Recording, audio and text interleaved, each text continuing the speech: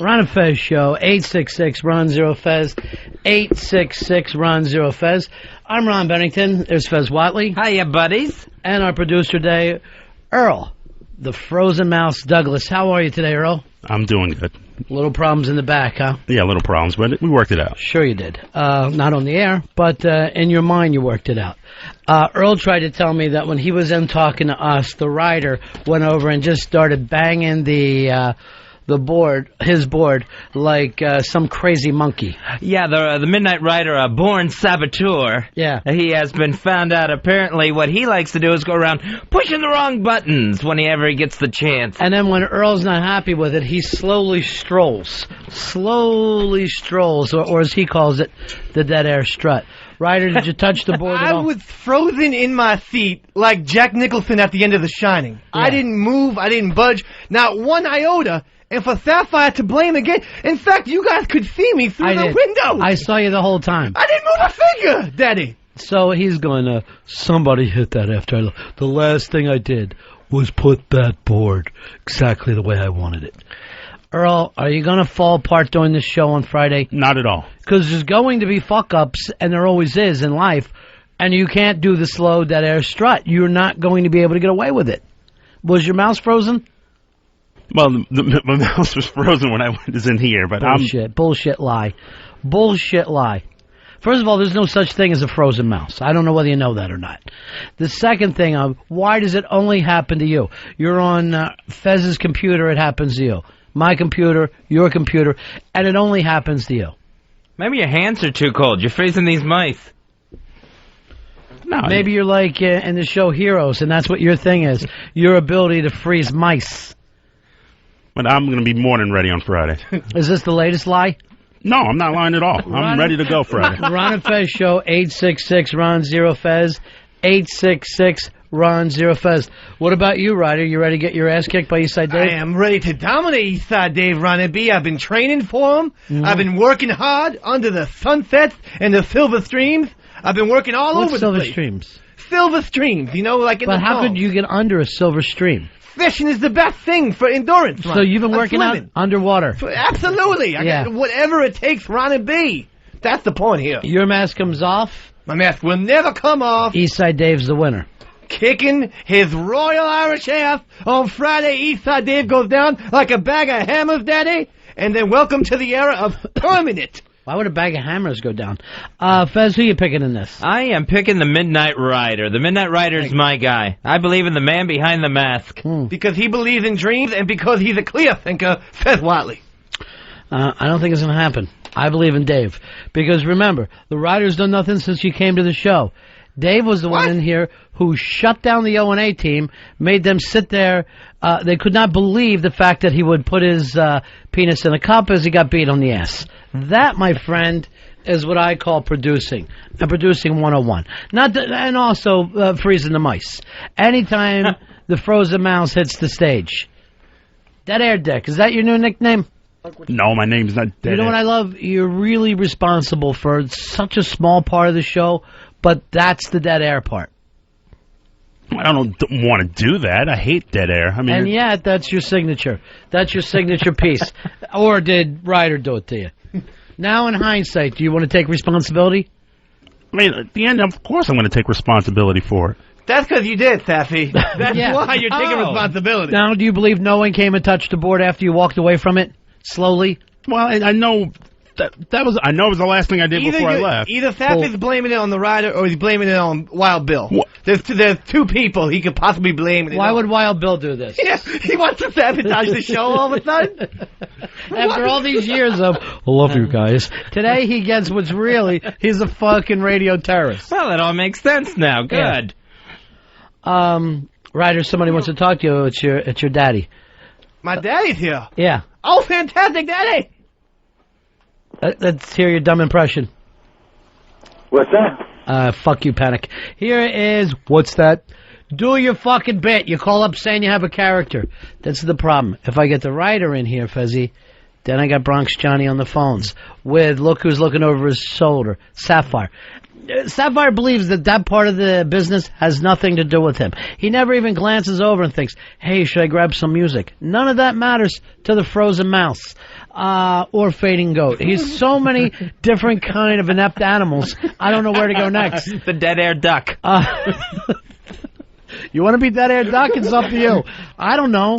Dead air. Dead air. I know you're the one who believes in Noah's Ark. Maybe you could be the Noah's Ark of inept animals. I don't know, Earl. Bob, you're on Fez. Hey, guys, what's up? Yeah. Hey, I just want to give the Midnight Rider my full support. I know he's going to give Eastside Dave a whooping. Eastside Dave is a nobody. He is not funny. Ryder, you are the man. You are the voice of the people. Thank you, baby. Brother. I honestly believe, and I'm not trying to start fights with you today, Ryder. Yes. The mask is coming off. It's not coming off, Ronnie. And that man speaks for the people. You're going to see a sea of red. And the red stands for Midnight Rider, Daddy. That's the supporters of the Midnight Rider. I guarantee you, people are going to be chanting, Midnight Rider, you so handsome. I believe all you're really going to see is rally towels. Rally towels are the way this is going by the new hot website, Spread the Iris. Spread the Iris. Marvin, you're on Fez. Hey, buddy. I'm just a Sparkle Pony. Sure, Sparkle Pony was the best. One of the many inept animals that we have around here. Alan, you're on Fez. Hey, what's going on there? Yeah. Hey, Fezzy, what the hell are you doing to the Rider, man? You're picking him to win. You know what the hell happens every time you pick a winner. That is true. The mask is coming off. I did not even think that. You've got the jinx upon jinxes on you. But when you are the purveyor of dreams, and you have climbed to the mountaintop, the Rider knows anything is possible. Right? I think the jinx only applies to football, college, and pro. That's right. Mark, you're on Fez. Yeah, is Earl still in there? Yes, he is. Well, Earl, you need to grow a fucking backbone and tell these people to shut the fuck up. Mark, they evidently want you and your problems. Mark, listen to me. Listen for a second. He cannot grow a backbone. He doesn't believe in evolution. If he would once believe in it, he believes we are exactly the way God put us here. And no backbone for you, Earl. I'm more than enough backbone. I'm fine. Here's Dingleberry. Dingleberry, you're on the Ron and Fez show. Hey, Ronnie. Yeah. I just wondered how that trick knee's holding out. I might need the cane. Really? I'm thinking that. I may have to carry... Don't you bring that cane in here. If you're rooting for Eastside Dave, I've seen that cane at work before. Can I tell you something? I can't be expected to hobble around all night long. This terrible knee of mine. That knee has been fine for years. What could have possibly happened? I don't know. It goes out on me. And you guys going to put me down for it? I fucked it up in Vietnam. When were you in Vietnam? Early 90s. We were doing a fucking drug run. I killed 2 babies. One right in a bassinet. I don't even like to talk about it. That's Vietnam. Fuck it. That's Nam in the 90s. It was an ugly, hideous place. Well, welcome home. Adam, you're on Fez. Ronnie. Yeah. Hey, Earl's in trouble, man. He pulls this shit over at Sirius. They're going to fire his ass like he should have been fired at XM. You know what? Playtime might be over, Earl. It's time for you to get serious. Right now, you better get serious, Jack. What you have to worry about, Earl, is a redundancy. Does Sirius have a feigning goat themselves so that there's no job overlay? Fezzy, a lot of people have emailed about this, the XM Sirius thing. What do we care? That's the main thing, ladies and gentlemen. If you've followed Ron and Fez at all throughout their career, you realize you have to make adjustments. You may always have to make an adjustment with Ron and Fez. At a moment's notice. As far as I know, Fezzy, and I've been guaranteed this by everybody at the top, no changes at all. Everything is going to stay. Spy report. Spy report. I just Spy report. Been handed this. All right, Eric Logan has stepped down from XM Radio. I just want to say nobody has been better to us than Eric Logan. Thank you, Eric. Love the ELO, yeah. All right, they're going to be, and I'm sure that is as far as it'll go. Right. All right, 866-RON-0-FEZ, 866-RON-0-FEZ. But as I was saying, I've been guaranteed this from all the way at the top. Everything that you hear on XM satellite radio will stay the same. Matter of fact, I believe it will be better. Spy report. Hold on. Spy report. Spy report. Another spy report.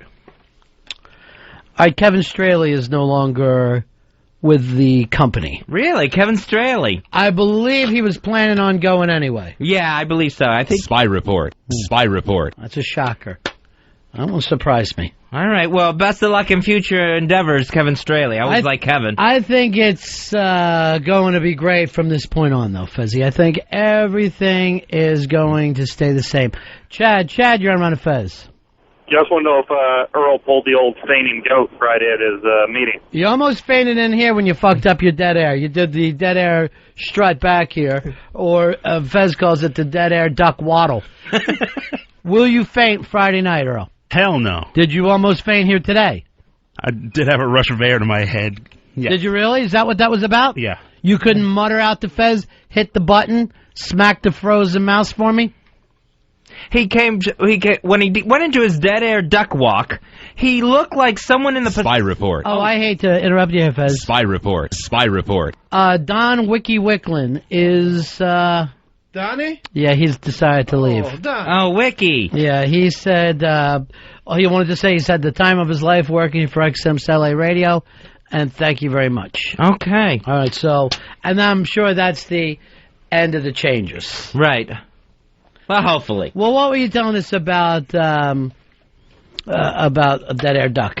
Oh, the dead air duck walk, when Earl's in here panicking, reaching for a button, he looked like he in the Poseidon Adventure, where the boat was starting to turn upside down, and yet he was still trying to walk forward. Upside down, you mean? He was actually trying to... It almost looked like he's walking at a 90-degree angle? Yeah, like he's trying to walk on the ceiling and just grasping for the mouse in order to get things on the air.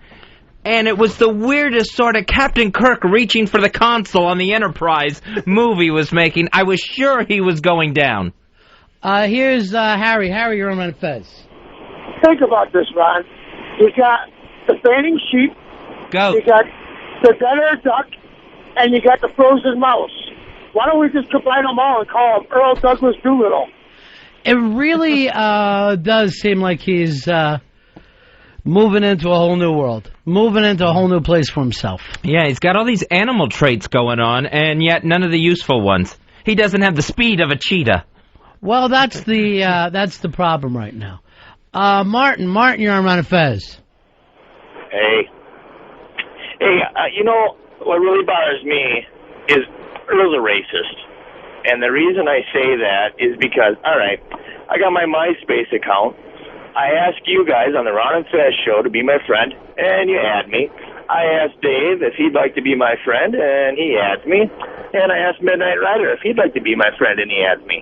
And I've asked Earl Douglas. I've even sent him a message.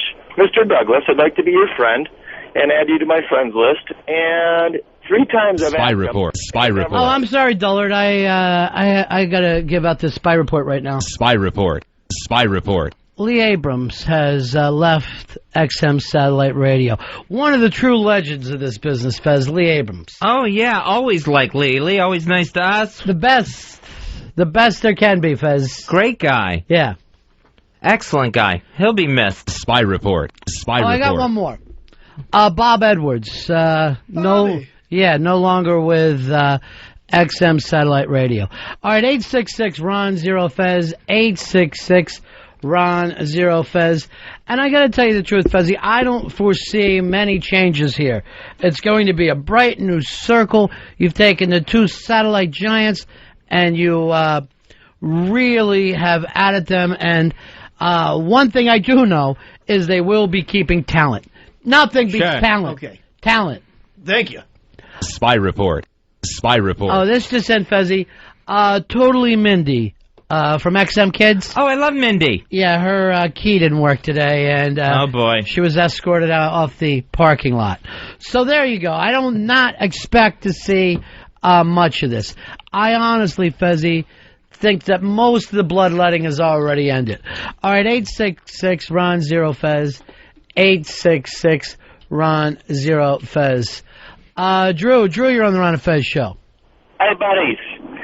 Hey, I have a question for Earl. Is Earl the one that actually changes the displays of the show on the XM? Yes, he is in charge of all the pad data. Why is it when on my I record the O&A show, you have the show, then it separates the commercials. Whenever I try to record the Ron and Fez show, I'll get 7 commercials leading in, no separation. The pad data, I suppose, has never changed during the show, during the replays. It's chopped up, it's screwed up. It can never record it properly once. Earl, how do you answer that question? Why won't you change the pad data? We update the pad data as quickly as we can, and when the sequences change. What do you mean as quickly as we can? Move it around a little bit. Give the guys some opportunity, particularly going in and coming out of breaks. Well, in and out of breaks, I have no control over when we go in and out of breaks. I only have control over the content that's on the air right now. But the pad data is what you need to pay attention to, right? Yes. Put one of the interns on it. Earl, Spy report. Spy report. Spy report. All right, this one is a surprising one. Steve Kingston, no longer with XM Satellite Radio. Oh, gee whiz. Yeah. Just got here, Daddy. Yeah, I don't expect a lot of changes, though. I don't expect a lot of changes. I don't think it's going to go down that way. I really do. I think everything's going to be fine. Bob, you're on Ron and Fez. Yeah, I heard that Fez Watley took all his money, including his confirmation money, and bought XM Satellite Radio. Bob? Midnight Rider sucks. Bob. Yes. Stop. 866 Ron Zero Fez. 866 Ron Zero Fez. It is the Ron and Fez show. Ryder, tell me exactly what you plan on doing right now when you get in the ring this Friday night. When I get into the ring, it's going to be carnage, it's going to be blood, it's going to be body slam and excitement and electrified funk. Plans I have are Eastside Dave going down. He's going to be kicked. He's going to be stomped. He's going to be chomped, Daddy. No prisoners, Fezzy. No prisoners at all for the Eastside Dave. Midnight Rider, I completely believe in you. I think you got the experience. I think you got the know-how. And let's face it, Eastside Dave's a big fuck-up. And I've been training for 22 years. Eastside Dave just started a couple weeks ago. You think that's going to matter in the ring? You think a person who shoves bagels up his rear is going to take down the rider? I'm going to tell you something right now, Ryder, and the smart money says when they are against you in this world, and you know who they are. I do. Anything can happen. Anything can happen. And all that has to go down is Eastside Rider's mask. Midnight Rider's mask has to go off. And I'll tell you, Spy report. Spy report. Oh, hold on, Fuzzy. Another spy report. Spy report. Spy report. Oh, Sonny Fox has left the XM Comedy Channel. Oh. Yeah. Apparently, and this was not his idea, it said even a monkey could do that job. All right, I don't expect a lot of changes here at XM Satellite Radio. I don't think it's going to roll that way. All right, 866 Ron Zero Fez. 866 Ron Zero Fez. Ed, you're on the Ron and Fez show. Hey guys, sorry to interrupt the show. I just got a spy report. What do you need, buddy? What do you got for us? Well, it seems that Earl Douglas' salary was cut in half. The remaining part will go to Howard Stern. 866 Ron Zero Fez. 866 Ron Zero Fez. Hey, Stryker again. What do you got this time, Stryker? Yeah, hey, buddies, I got a call from the future here for you. It's 12:01 a.m., Saturday the 24th, and I just saw a man in a pink cowboy hat boarding a westbound freight. That would be the end of the Midnight Rider, Fez. The end of the Midnight Rider. I think we're going to have to ride it for a long, long time. They're not going to catch him, Ronnie. He can't let him catch him. Well, they're going to catch him Friday night. I just have a very strong feeling. What's that laugh? You know, when I find things amusing, I start to laugh. That's all. Huh. Is that your autism, not understanding what a laugh is? I understand laughing. All right, this one is a shoot. Where did you go? Wired Magazine for this, Fez? Yeah, this is WiredMagazine.com. All right, I found out over the weekend. Fez calls me in a panic. And you know how we brought up the fact... Well, you just don't seem to be getting better of any of your problems. Exactly. They keep piling on and no progress made. Mm-hmm. What really went down is that you took this test that Wired Magazine set up for autism, right? Yeah. And you flunked it how many times? I flunked it twice. I took it 3 times. Yeah. Flunked it twice. Another time was right on the border. So, yeah. Just totally flunking this thing. Hey, Fred, you're on the Ron and Fez show. Yes, I have a spy report. I had just seen an army of rats leaving the XM compound in Washington. Well, yeah, I already named them all by name, one after another, just a few moments ago. And again, I think that's it. I don't see a lot of changes taking place. Now, Earl is checking on me. Has Earl been able to leave notes for us, Ryder? No, I don't know where Earl's gone. He's done Frozen Mouse is having one hell of a show today. The duck waddle has disappeared. Charlie, you're on Ron and Fez. Hey, buddies. Ronnie, now that Wiki's out of the way, do you think you can send the Sirius plane down to pick up Crazy Jen for her new show? Yeah, because everybody remembers every reference from last year. Thanks, guys. All right. Thank you. 866-RON-0-FEZ. 866-RON-0-FEZ. What's in the news, Fezzy?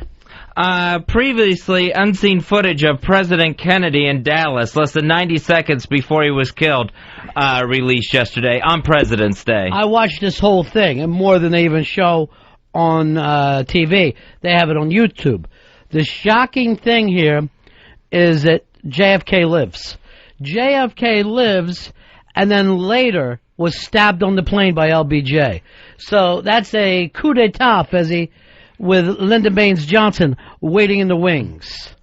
So very clear footage, too, for coming from the early 1960s. It's not nearly as grainy as the Zapruder film.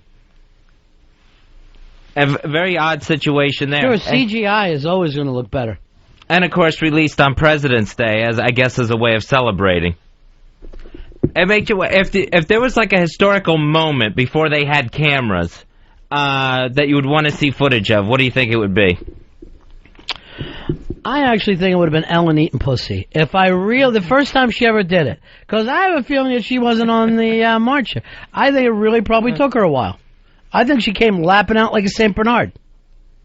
I wouldn't mind seeing that Abraham Lincoln assassination, if they had footage, as a Zapruder film of Abraham Lincoln getting killed. Just to see if it was dramatic, as they were saying, with John Wilkes Booth jumping from the balcony to the stage and everything else. 866-RON-0-FEZ. 866-RON-0-FEZ.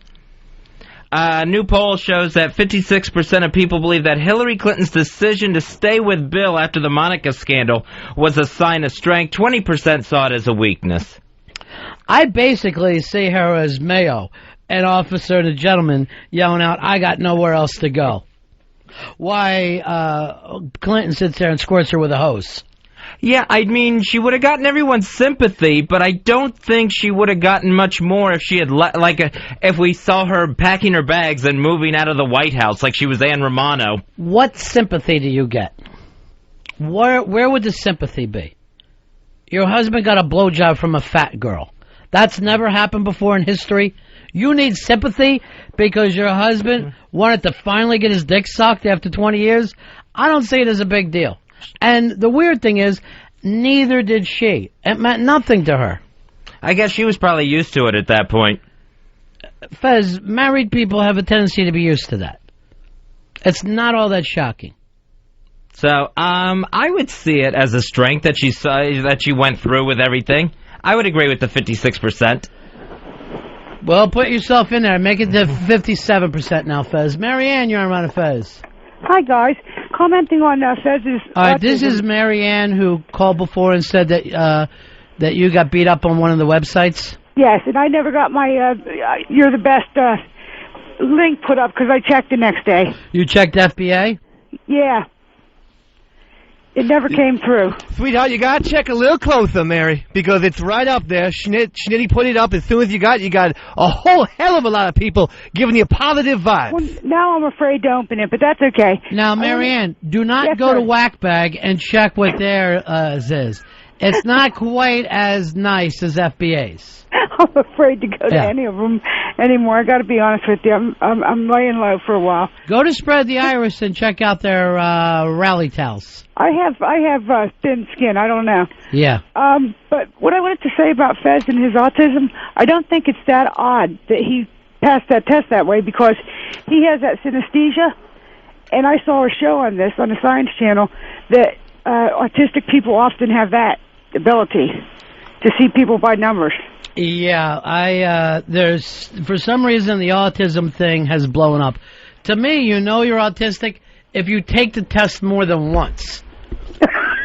There's no way I would find myself taking it more than once. What was your score? I got a 36. Now, I went, and I have no idea what that means. And 32 is autistic. Now, I took the test. I got a 9. I had my chick take it. She got a 7. So, you know, your thing is you're fucking Rain Man. So what? Yeah, but it really panics me that I'm autistic because that makes me think... Because all of But you were no less autistic than you were your whole life. So whatever you did your whole life, that's who you are anyway, right? Yeah, I guess so. So you've always been autistic. Right. You just didn't catch it. Well, it just seems to explain so much in my life. Like the antidepressants and the panic pills that never worked on me. Because maybe I wasn't depressed, I was autistic. Right. You're autistic. Yeah, and now what do? I mean, I don't even know what kind of... I took the test online. I don't even know what kind of doctor to go to confirm the diagnosis. Just straighten those pens, because you see how in that thing, I noticed this. If the pens are messed up, so's the show. Have you noticed that? No, I didn't notice that, but I will straighten them out immediately. I always look. These 2 pen cups show the way that the show's going to go. Now look at mine; they're all over. Oh man! Just leave them like that and see if it bothers you. It totally bothers me already. There's a spilt cup of pens all over the console in here, and I can't stand to look at it. I'll see you guys.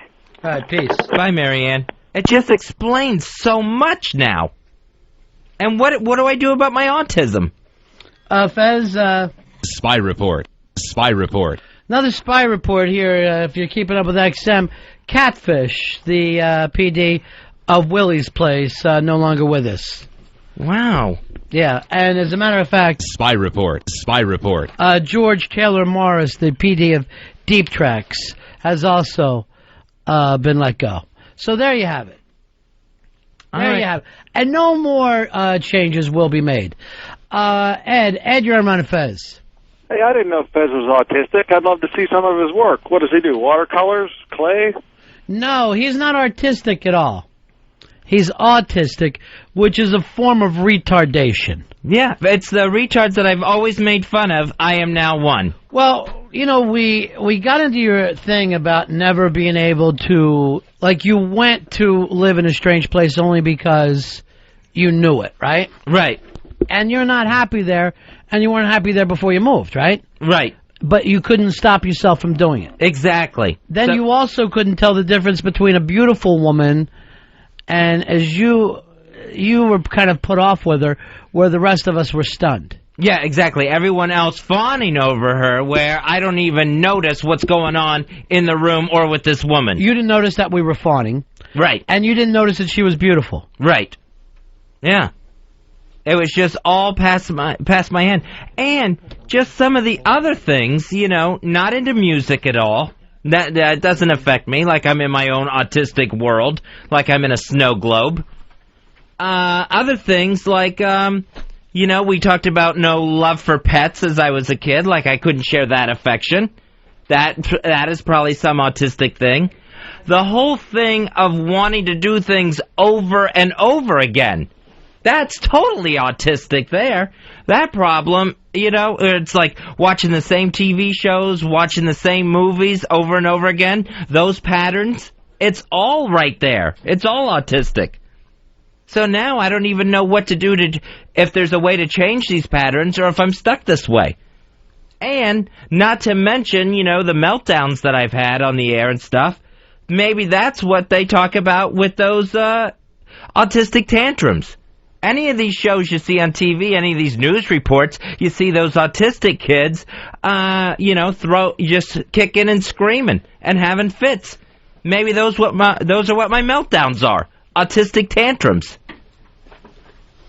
It's all lined up. So what? I mean, are you taking comfort in this, or you're upset about it? I think I'm upset about it.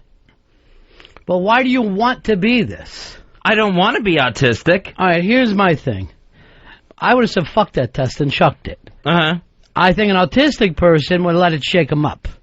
It totally shook me. And then retake the test time and time again. That's what I was doing. So why would you? You know, sometimes I get mad at you because you won't change. Uh-huh. Maybe you can't change. Maybe you cannot change. And that's a bad thing. Is it? Totally. Because I'm a mess. Mary, you're on Fez. You know what you ought to do? You're such a mess, you ought to move to Mesopotamia. A place where you could get along with others, like you. That's not going to help. See, you're not even trying. Mary, you're on Fez. Hi, boys. Hey, Fezzy, you might want to check and see if you're not autistic, but rather obsessive-compulsive with the whole watching shows over and over and over again and the counting and the... The only problem is, and he is all those things, but he also flunked this test. Right. Well, it's an online test, though. I mean, you know... Well, that's the way I felt about it. Did you take it at that quiz place where all those teenagers make quizzes for No, their this was Wired Magazine. Yeah. Oh, okay. Uh-oh, that's the biggie. That's the Bible. See? All right, peace out. Yeah, he's not taking it as a teenager thing. Now, it seems like the autistic is the new ADD, where they're trying to hand it out to everybody. Yeah, and ever since it came up that Fez might be autistic, yeah, it seems like I see new news reports on autism constantly, whether it's in the paper. 60 Minutes did another one this past Sunday. Well, you know, they were running the gimmick of adult ADD, right? A couple years ago, about 5 years ago. Right. And then, people were asking me. And I go, I hope I have ADD. That's the kind of job I have. You better be switching around from one subject to this, to the next. So why do you worry about it? Maybe autism fits you perfectly. Yeah, but if the autism's causing the panic and the meltdowns that I have, then I worry that there's nothing I can do about it. I think what's causing your panic and meltdowns is thinking about panic and meltdowns. We've discussed this a million times. Right. You brought up pets, other people, dating, you have nothing in your life besides you and your panic. Now, you've done that, I thought by choice, but maybe it's an autistic thing. Where I feel, it's like, for some reason, even though it's panic and I'm uncomfortable, it's almost like this is what I know, so this is what I do. Yeah. There is some of that, because some of the prep work that we do here, you're not happy with the way it works for you, yet you don't change it. You wait for me to make the changes, and then you get comfortable. But it wouldn't dawn on you to change it yourself. No, it would be not to change that, but to change myself to fit into that system. But that doesn't happen either. Right. I mean, at no point have you ever changed yourself to fit into a system. But that would be my thought process that I need to change. But why knowing all we want is the best Fez? You know what I'm saying? Mm-hmm. So everybody here, except for the frozen mouse, would be happy to make changes to make you happier. So that would be good. But there's no way for us to know that. That would have to be you saying this doesn't work for me. Right, I understand that. Do you? Or is this some autistic thing that you're happening right now? Am I just really your stuffed animal that you set up and you think this is all happening, but it isn't? Oh, God, I hope you're real. I hope you are real. Everything's starting to melt now. Everything's starting to melt away. That's gonna really weird me out. And I need to pick up those pens, please. What? The mess of a show? Let him go. Let him go, Fezzy. That's the mess of a show. That's Earl's mind over there. And you did it to him by spilling those pens. And you made me, because you control me, because I'm not real. Chuckwagon, you're on Run of Fez. Yeah, Ronnie, you know what moment I would have loved to seen on video? What's that? Was the first time they let an autistic bowl of gravy get behind the mic. Matt, you're on Run of Fez. Hey, guys, I think we really need to drop the autism conversation and just realize that Fezzy is just a man-child. Do you think you're a man-child, Fez? I think I'm a man-child. I think I would throw that in there. some of my habits and stuff. Would you like to change? Would you like to grow up, or you want to be a man-child? I think I would like to grow up. I'm afraid to. I would like to change. I think it scares the hell out of me, but I would like to change. What scares you? Getting that little beaver right up there in front of your face?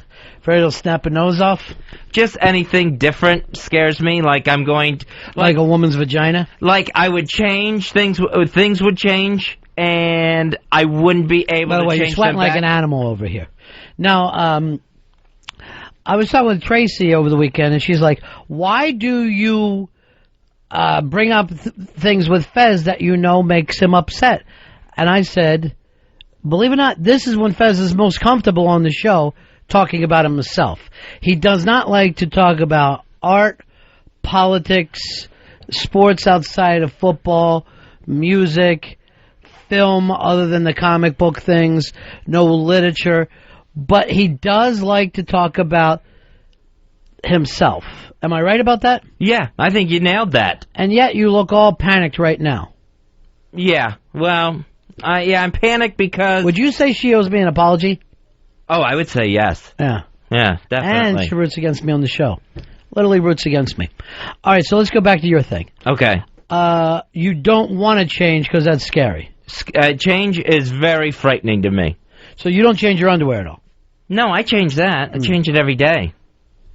Fez? Yes, every single day. Because that is a sign of autism.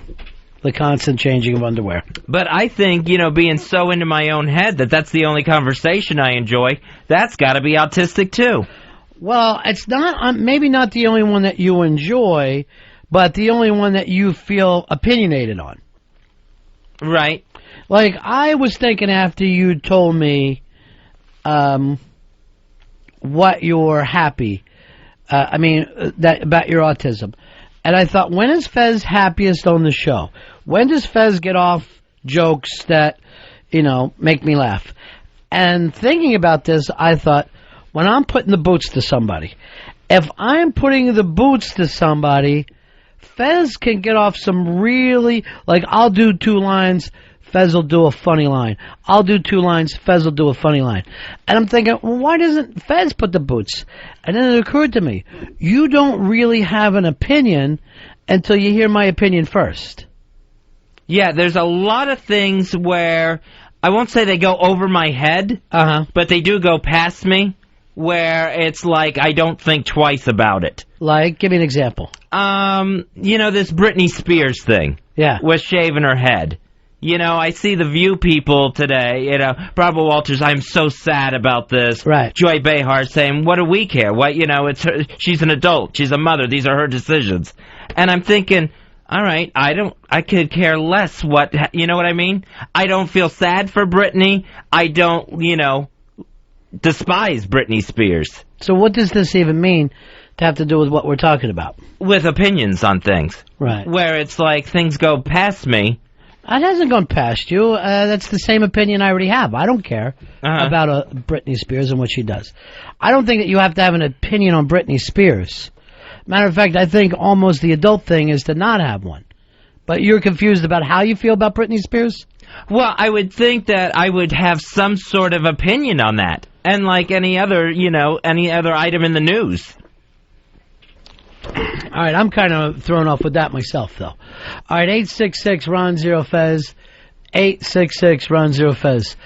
Brad, you're on Fez. Hey, buddies. Yeah. I think we should give Fezzy a basketball and see if he can shoot threes like that other little autistic kid. Well, I do plan on putting him in 2 minutes left in the game. That is my goal and hope right now. And if he even made a layup, I would try to get it on CNN and ESPN, but I just don't see it happening. I've seen him before in a court, and it's... Oh, he travels. He holds the ball and he travels. I don't have any of the good autistic talents. I don't do anything, creative. I don't shoot 3-pointers. That's because the pens are all over. I know. Those pens being out like that seriously have... and this is my favorite thing that Fez does. He and I go out to the sushi place sometimes after the show, and they give different colored chopsticks, and he wants the same colors, but I won't give him mine unless he pays for lunch. And I've gotten every single lunch paid for there. And now I'm worried, Fez, that if you don't pay for lunch, something bad is going to happen to someone. Like every time me and you are out together, right? I really start to worry now. Unless you pick up the check, seriously, something bad could happen. All right, that's a seed I don't need sown in my autistic brain. You know what? Disregard it. We'll see what happens. I don't just want anything to happen to your family. We can't disregard these things. Bob, you're on Fez. Hey, buddies, I'm a doctor, and Fez is not autistic. He's a Republican. Fun to know. Well, you were a Republican for a long time. Right. Yeah. And you did not think about that. Yeah, I mean, because I was Republican. All right, now I see your eyes are watering. Yeah. What's happening? Well, I got upset that when I was using Britney Spears as an example. Right. That I couldn't communicate my point. But the thing is this. I don't have an opinion about Britney Spears. You remember when I said she looked hot? I don't mean that. I was fucking having fun with it. What do I give a fuck about Britney Spears? Right. But it wasn't that was the part if of it. she was blowing me, then I would feel fucking like I have an opinion. But until she either gives me money or blows me, I don't care. What do you want to say now? No, it's just that for some reason I can't communicate. And I'm in the communication business. Use words. Use words, string them together for sentences. Like, nobody knew what I was talking about there. And then I'm thinking back of it, and I'm like, I should know. I kind of agreed with you. Who cares about Britney Spears? The thing is, why do you care that you don't care about Britney Spears? It's not so much that that I care about not caring about Britney Spears. Yeah. It's that, I use like a bad example there in trying to make my point. Well, we already made the point today about you don't really recognize beauty in the world. Right. We talked about that before. But I don't think you're autistic. A little self-involved, but I don't think you're autistic. Right. I think I am. And if I'm not... You want to be. You want to be... Right now, you want a reason not to change. I'd like a reason for what's wrong with me. But you won't go see a shrink, right? Right. So, how many times did you and I talk about you going to see a shrink? 1 million. And you don't go, you said... Tell the story again about looking into the phone book. Oh, yeah, because I was looking for a therapist to go to. Yeah. And, I found one that I thought, this looks, for some reason it was like the right location. The name it all seemed good in my mind to call this person and set up an appointment. And then what happened, I called and they're like, I'm sorry, I can't help you. I'm not accepting any new patients.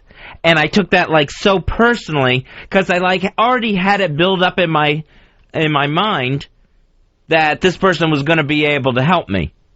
I could I almost was able to picture myself in sessions and stuff and being helped. I have no idea what you're talking about now. See?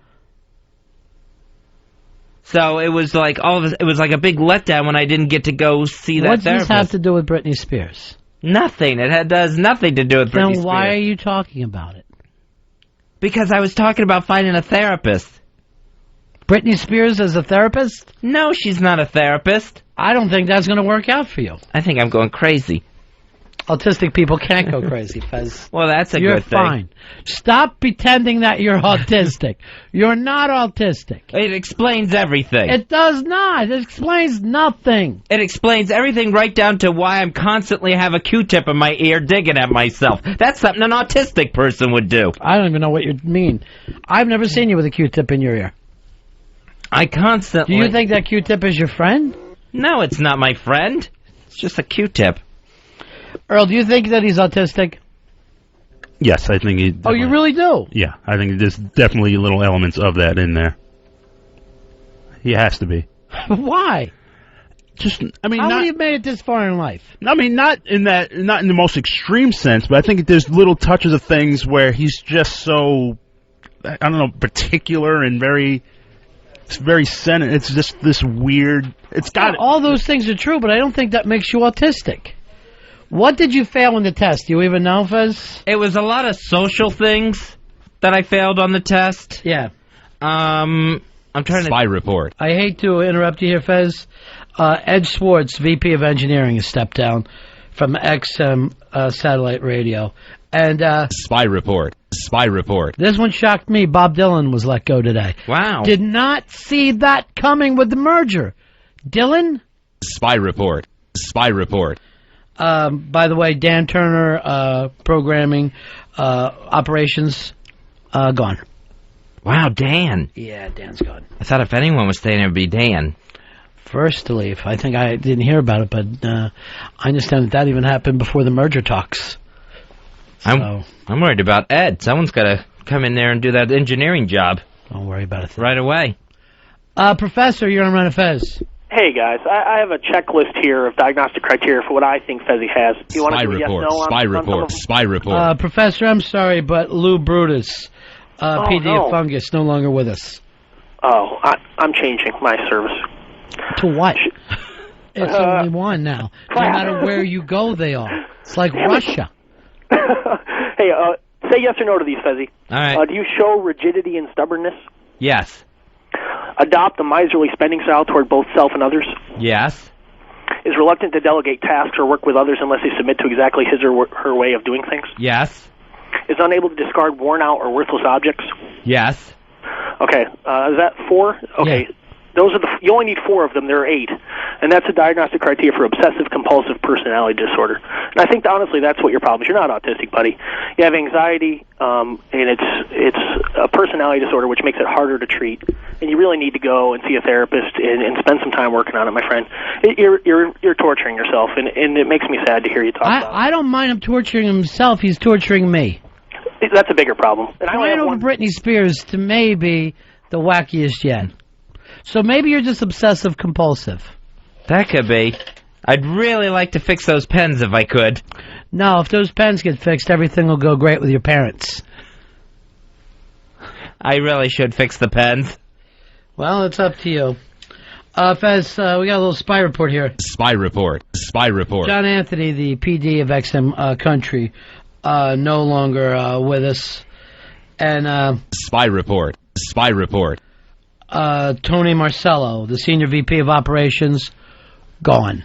So, and I believe that is the end of the changes. Spy report. Spy report. Oprah is no longer with XM Satellite Radio. But good news. Spy report. Spy report. We're keeping Gail King. All right, 866-RON-0-FEZ. 866-RON-0-FEZ. Eric, you're on Run of Fez. Yeah, let me get into that prize closet. Fez is crying. Oh, yeah. Fezzy's crying. What do they win, Rayman? You get a DVD copy of the Harry Smith Project live, courtesy of Shout Factory, featuring live performances by Lou Reed, Elvis Costello, Beck, many more. You can check it out at shoutfactory.com. We need to update that prize closet. We got some things on order, Ron. Maybe some serious gear would be nice, just to load up with that. Either that or my autism has me giving out the same prize over and over again. Yeah. Yeah, don't get into that, Fez, whatever you do. Because eventually these things will probably run out. I would hope so, anyway. Spy report. Spy report. Here's something that shocked me. The broad-minded chicks are gone, Fezzy. Oh, I'm very shocked at that. Yeah. Did not expect them to be leaving XM Satellite Radio. Spy report. And Jonathan Schwartzman has stepped down. Buddy will be staying, but on sick leave. So Spy report. Spy report. And Jamie Colin, Director of Broadcast Maintenance. Spy report. Spy report. Is gone. Now, some good news. Spy report. Spy report. Charlie Logan has returned to XM. Wow. He is the new CEO for the time being. Charlie Logan, acting CEO. Well, congratulations, Charlie. CeeLo. You know what? I thought no changes. I'm going to change it now to some changes. All right, I guess there's got to be some. Yeah. Stephanie, you're on Run of Fez. Hi, I work with autistic kids, and I just wanted to let you guys know that definitely think Fez falls somewhere on the spectrum. Definitely. You think that he's autistic? Oh, I definitely think he's got some major symptoms of maybe not autism, but Asperger's, which is on the spectrum. Definitely. You might be eating Asperger's every day from Eastside Dave. Man, that's how I caught it. Stephanie, what do I do for him? Cut up his hot dogs and keep his chocolate milk in the same spot every day? Well, you have to piss him off. That's what you have to do to make things work through it. You have to find the things that are going to upset him and then work through them, and then that should help, and then he'll be a little more... All right, so I'm going to find things that upset him and then have him deal with it. Ow! You hit me with a cowbell! And how does that make you feel? Upset! See, he's learning how to express his emotions. And you're working on it. Why? And you're okay now. Why would you hit me with the cowbell? Let's just say I'm helping. That's the treatment. What kind of teacher are you, Stephanie? You sick? Stephanie, is there something I could go to, like other parents I could sit and meet with at night so I don't end up throttling him? I'm sure there's support groups. I know I'm in Pennsylvania. We have some. There's got to be some autism and Asperger's support groups. Jeez, the thing is, I don't want anybody to see me walk in. And I don't want to tell them to be ashamed of their kids, but I'm mortified with mine.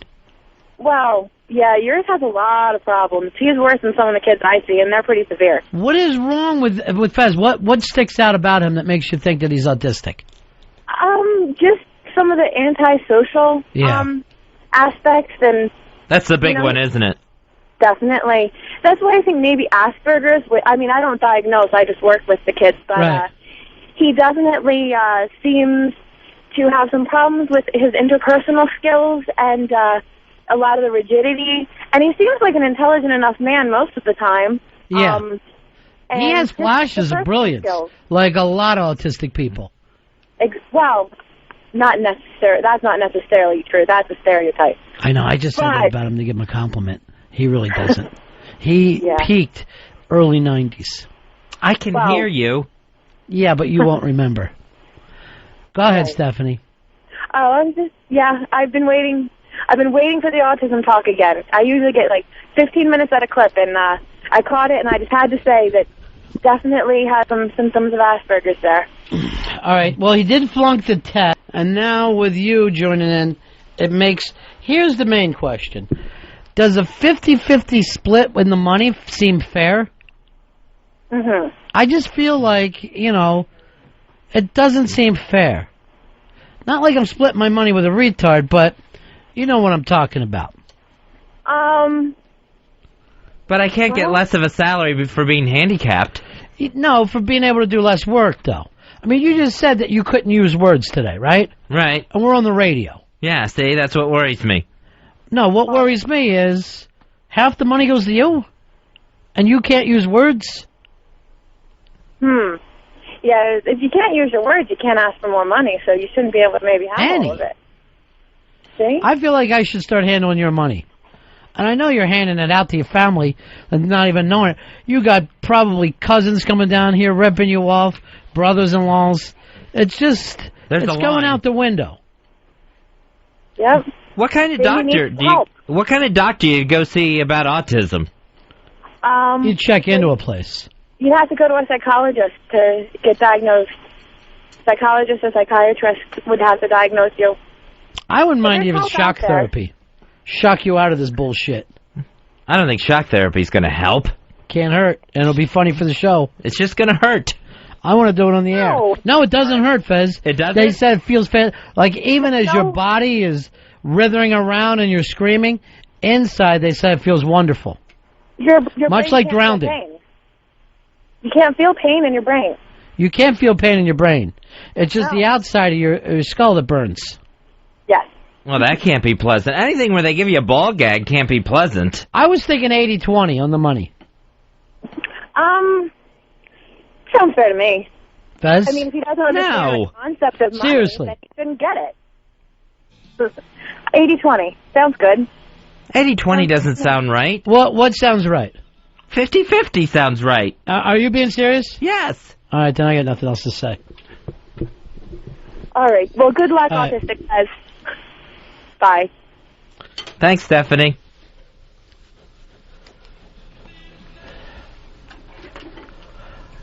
James, you're on Fez.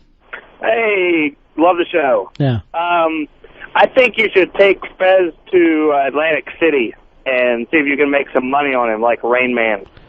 I've seen him in a casino. It's all slot machines with him. The repetition over and over. Will, you're on Fez.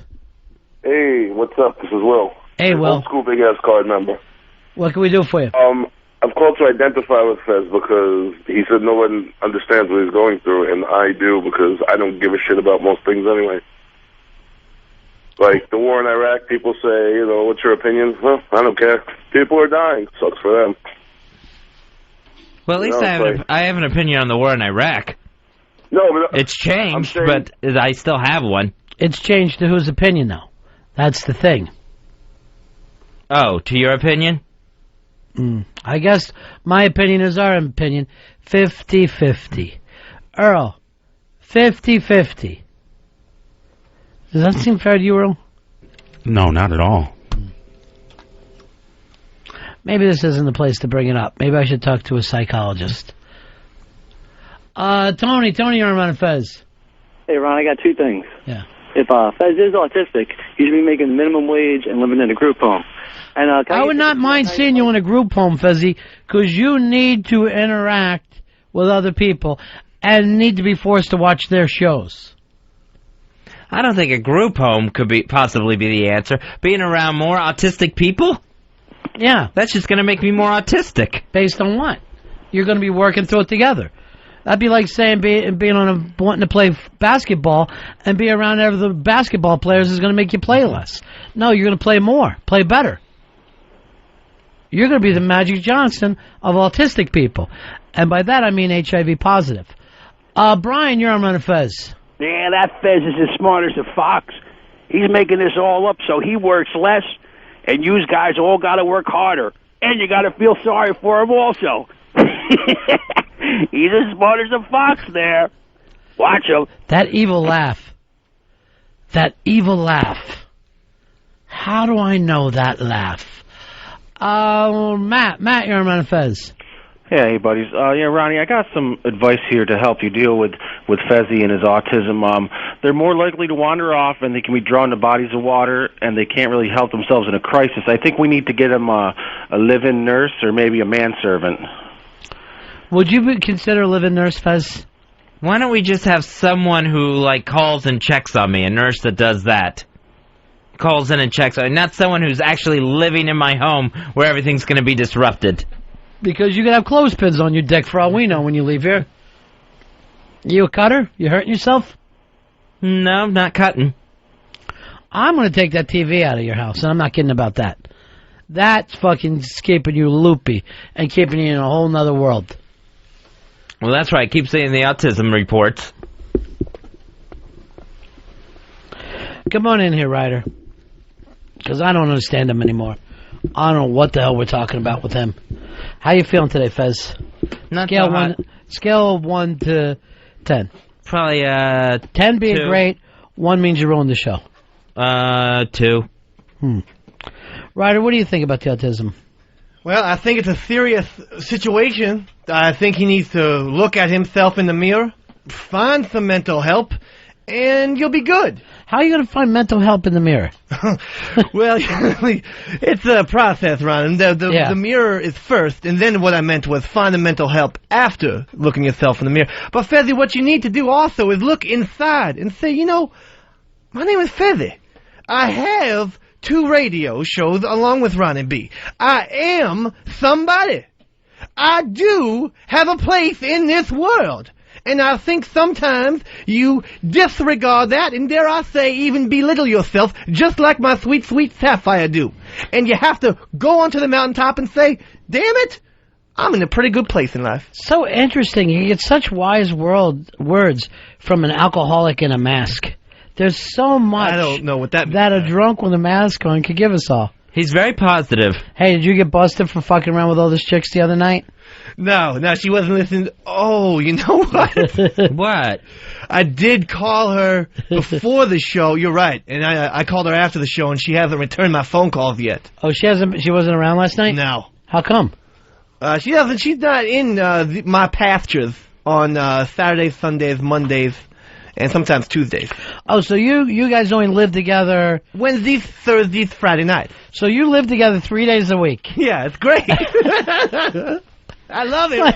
Like you're dating a stewardess. I had no idea. Yeah. I thought she was there all the time. I thought she just wasn't there weekends because she works in Jersey. She has to ride back down south where she has a waitress job.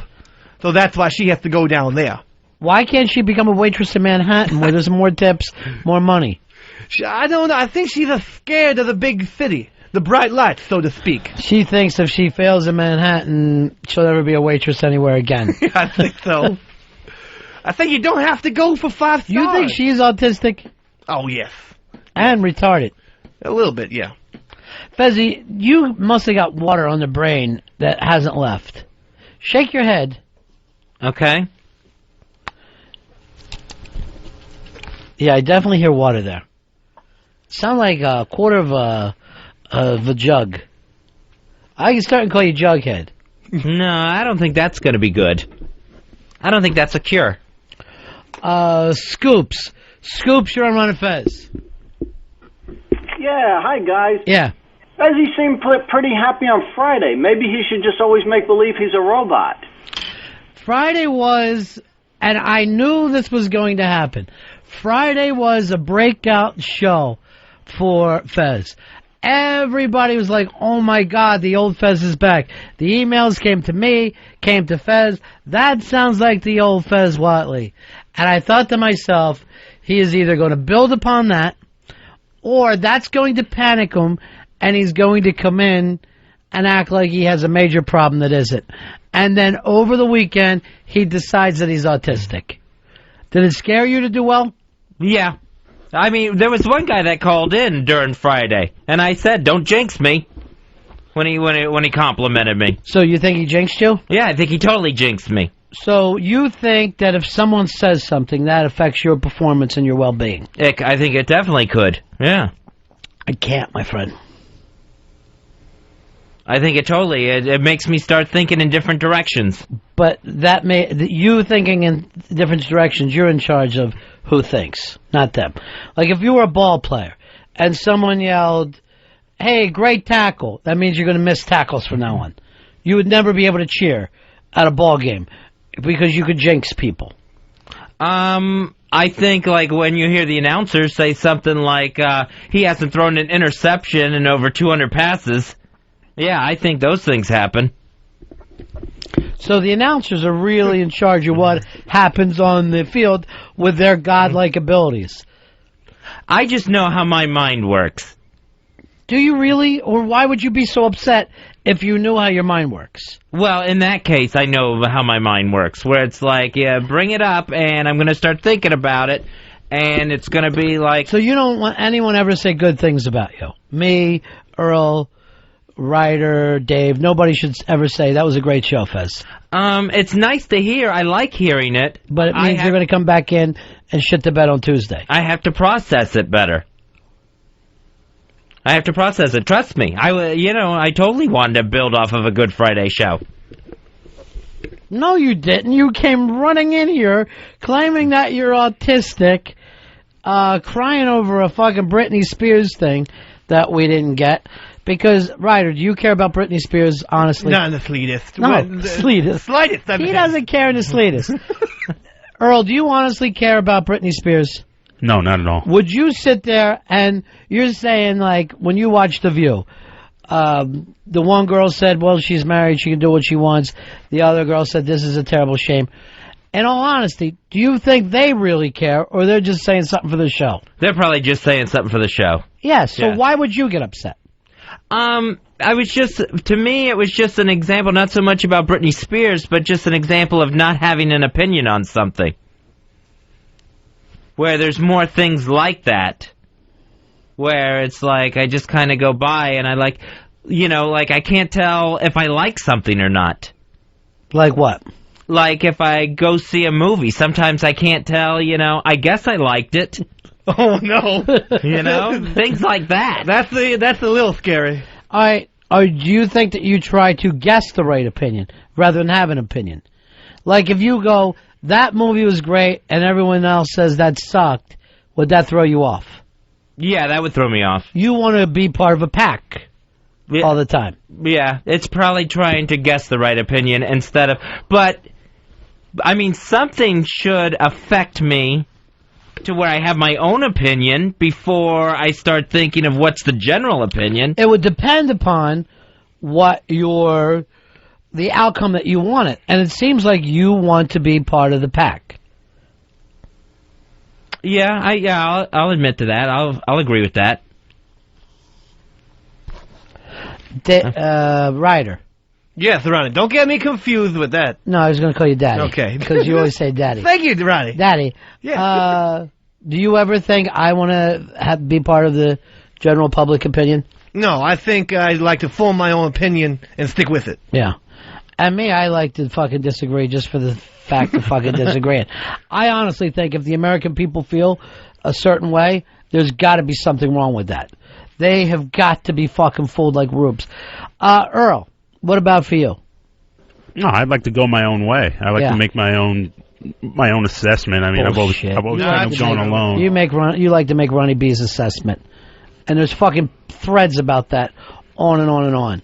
No, I have my own opinions, and I know own you do, mine. Smithers, but oddly enough, they seem to be the same as mine. No, we have the same sensibilities about other things, but... What? We have the same sensibilities. In what way? Well, then you must hate you as much as I do, because that's the only sensibilities we share. We both know you're worthless. No, but do I have self-loathing? Absolutely. Nobody hates me more than me. Oh, you're looking at him. You're looking at the guy who hates you more. We forgot one of Earl's animals was Earl the parrot. We left that one out. Mark, he's so pissed. You only get pissed at... What? No, that was a real thing we came up with a few days ago. I forgot about that animal. I lost him.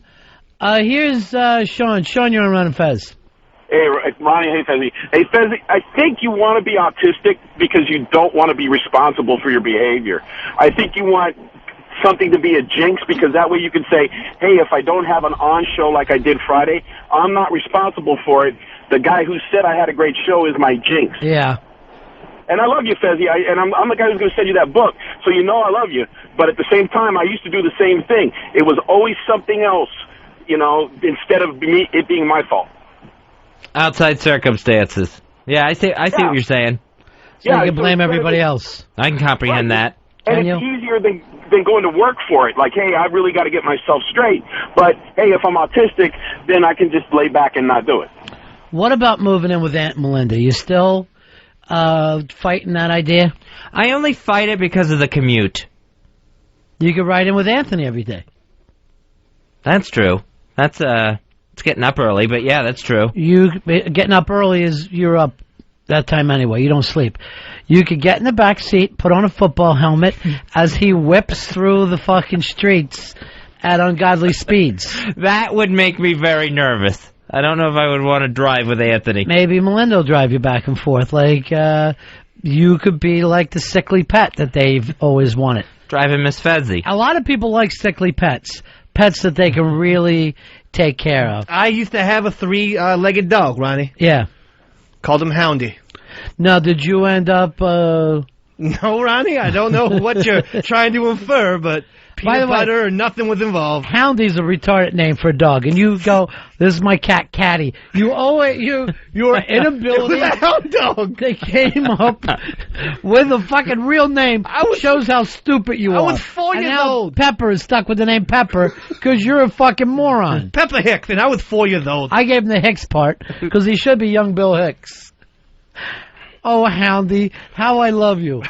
How did that little tripod die? Just old age, but actually wasn't that old. He was only 8. 56. Well, that can't be old age, then. He was always walking sideways. And 56. 8 years old. So. He died like a Kennedy. Oh, you know what? That's long to live when you don't get food. Michael, you're on Ron and Fez. Hey guys, listen, I saw a report that said that children who eat chicken livers it causes retardation. Did you eat chicken livers as a kid? Yeah, my dad used to give me chicken livers. Yeah, my dad used to give me chicken livers. I wonder if stalker patty talk is a symptom. When you went over your little autistic thing, what to you felt like the big problem? It was social skills and communications. Those I think were the two big things. And you were a communications major in college, right? Right. So somebody owes you money back for that fucking degree. That's stealing from a retard. I don't want to scare anybody, but have you looked into possibly being not autistic, but maybe in addition to that being bipolar? Because you seem to go through such swings of elation and then such dark valleys of depression. When have you seen him elated? Like on Friday. I thought, boy, he's fun. Yeah. And that was the whole entire day. For fucking, the ride don't curse, but for freaking 12 hours or so. It was constant elation. He just was the happiest man alive. Yeah. I mean, that's a long time to be that. What happened on Friday for you, Fez? It was so great. I don't know. We had a good show. We had two good shows, and then there was the parties afterwards, where I pretty much had a good time. You looked like $1,000, and you were singing like it. He spoke like it. It was a great time. But what happened on the show on Friday to make it a good show for you, and not a bad show?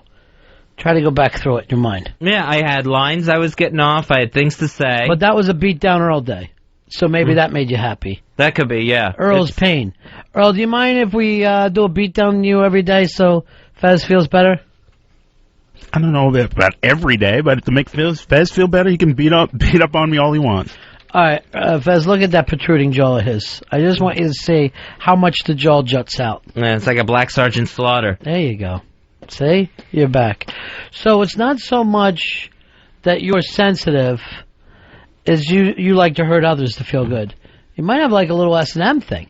And maybe that was even the sexuality that you're looking for. I mean, I know you don't like women, right? I mean, everything just, is don't care. Yeah. Maybe if you beat them a little bit, smack them with a switch, might get you going. I never even considered an S&M thing. So many times it's taken me out of my funk. Just, the fuck are you looking at? And all of a sudden I find myself feeling better. Huh. All right, well, that's something to consider. And this is women I don't even know. Ryder, what about you? You don't have ears. Does that worry you? No, Ronnie B, I don't need to hear everything that goes on in the world. There's a lot of car honks and noises that I don't need to be privy to. Chris, you're on Ron and Fez. Hey, with autistic people, they truly live in their own world, and Fez, in his mind, this is like his own world. He always wants to be by himself, and it's just crazy like that. Is this the worst part of your day when you're with us, Fez? Oh, no, I don't think it's the worst part of the day. No, not by far. What's the worst part of your day? When the lamb starts screaming? Worst part of the day is probably waking up. I have a little trouble knowing that you're awake. That's depression. When that reality's here.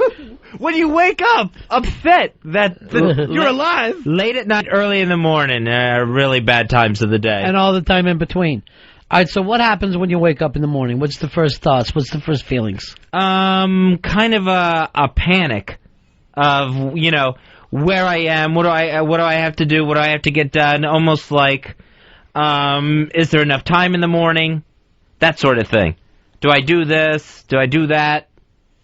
So, I don't know, it's kind of almost like my mind's in a rush, even though I don't have to be. It's not like I overslept or anything, but still like my mind's kind of like in a rush to get out the door. Well, here's a weird thing. And I know, Earl, you don't know about it. Ryder, you don't know about it. Yesterday we had off for President's Day, but fucking FM, they hate the Republic. They made us come in and do a shift. So I see Fez. He's upset as I'm walking up. He's standing outside waiting for me, outside Free FM. I could see him down the block standing there. And I'm walking. I'm at my own fun of walking all the way through town, listening to Pink Floyd, making everything look like it's the Us and Them video. That's awesome. Yeah. I want to try that. I do it all the time. Us, everyone's just bouncing up and down. And I'm in a great mood. Because, I slept in, had nothing to do. All day long. And now I'm going to go hang out with you guys, and it's going to be a fun night.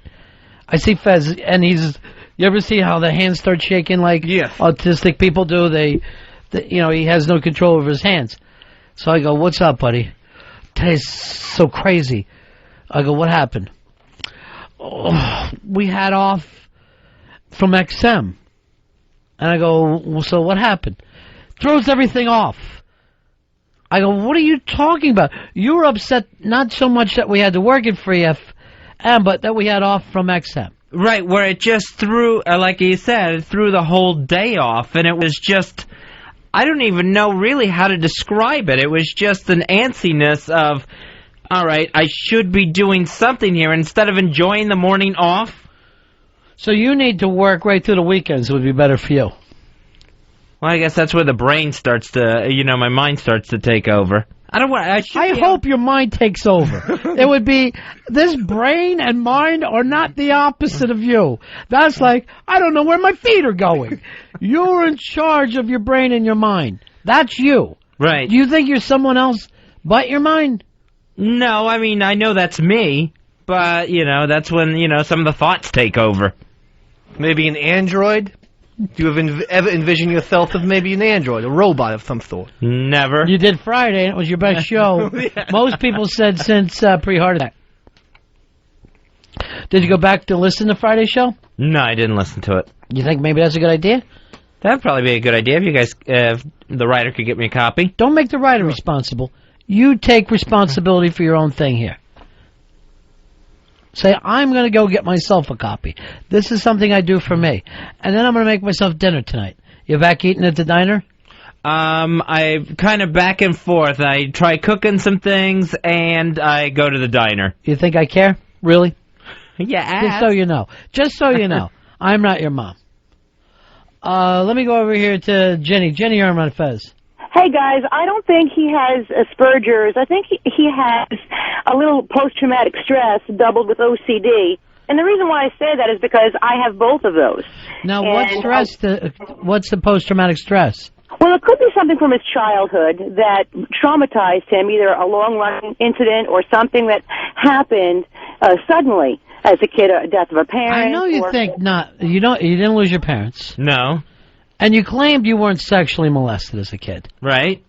Are you sure? I'm pretty sure. If I was, I have no recollection of it. I mean, if I would have to guess, I'd say, yeah, you were. I mean, just by the things that upset you. And your own views towards sexuality, which are a complete disconnect.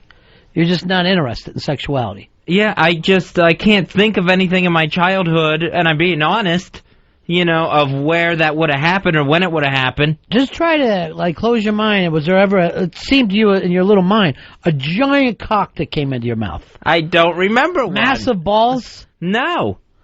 An ass pipe? Don't remember. Ryder, do you think he was molested as a kid? Yeah, that had to happen, Daddy. The probability is 99.99%. Earl, where is it for you? And this is shoot, Fez. I don't think he was a molested per se, but he had something. He has issues with. I think he definitely has issues pertaining to his mom, pertaining to family in general, and it's just built up for so long, and it's just manifesting itself in other ways. See, I strongly envision him being treated, and I want to get graphic, but like a little bowling ball, where an uncle maybe has some fingers, up his naughty place. Well, he's only going to get one. I know, well, you know this or not, but you're not going to get the full bowling grip on Fez. Right, at least unless he got in his nostrils. Yeah, that's all I was thinking. Nothing that. And why do you want to envision that? It just seems like the natural. That would be the key, seriously. And it's not your fault, Fez, if it did happen. Yeah. But the whole turn off by sex, it seems to me that something happened to shut you down to sex as a little kid. If I could think of anything, I would... Did you have any sexual thoughts as a child? No, I don't remember having sexual thoughts as a little kid. Or even an adult. Absolutely. Yeah. Both of the Jetson girls, even as a kid, I was into cartoons, and then I was into Punky Brewster hardcore. What about you, Earl? I think it was like 5 or 6 when I had that first feeling. I remember even being littler and just looking at women when I was a little kid and going, I cannot believe how fucking beautiful women are.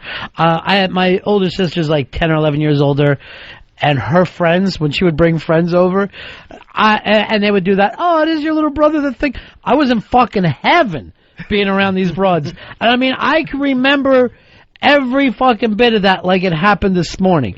Any attention from fucking chicks, I was just mad for. I think the writer even had his first orgasm, like, honestly, like 4 or 5 years old. I remember very vividly being in the ocean on a raft, laying my stomach was on the raft, and so was the crotch area, and a wave came, and it pushed the raft into me, and I went, whoa! Yeah. Like that. I was like, I hope that wave comes again. You know what? I remember I used to get that in a car, like going over, like you would go too fast in a car, and would get you like the miner's version of a hard-on. It was so fucking exciting.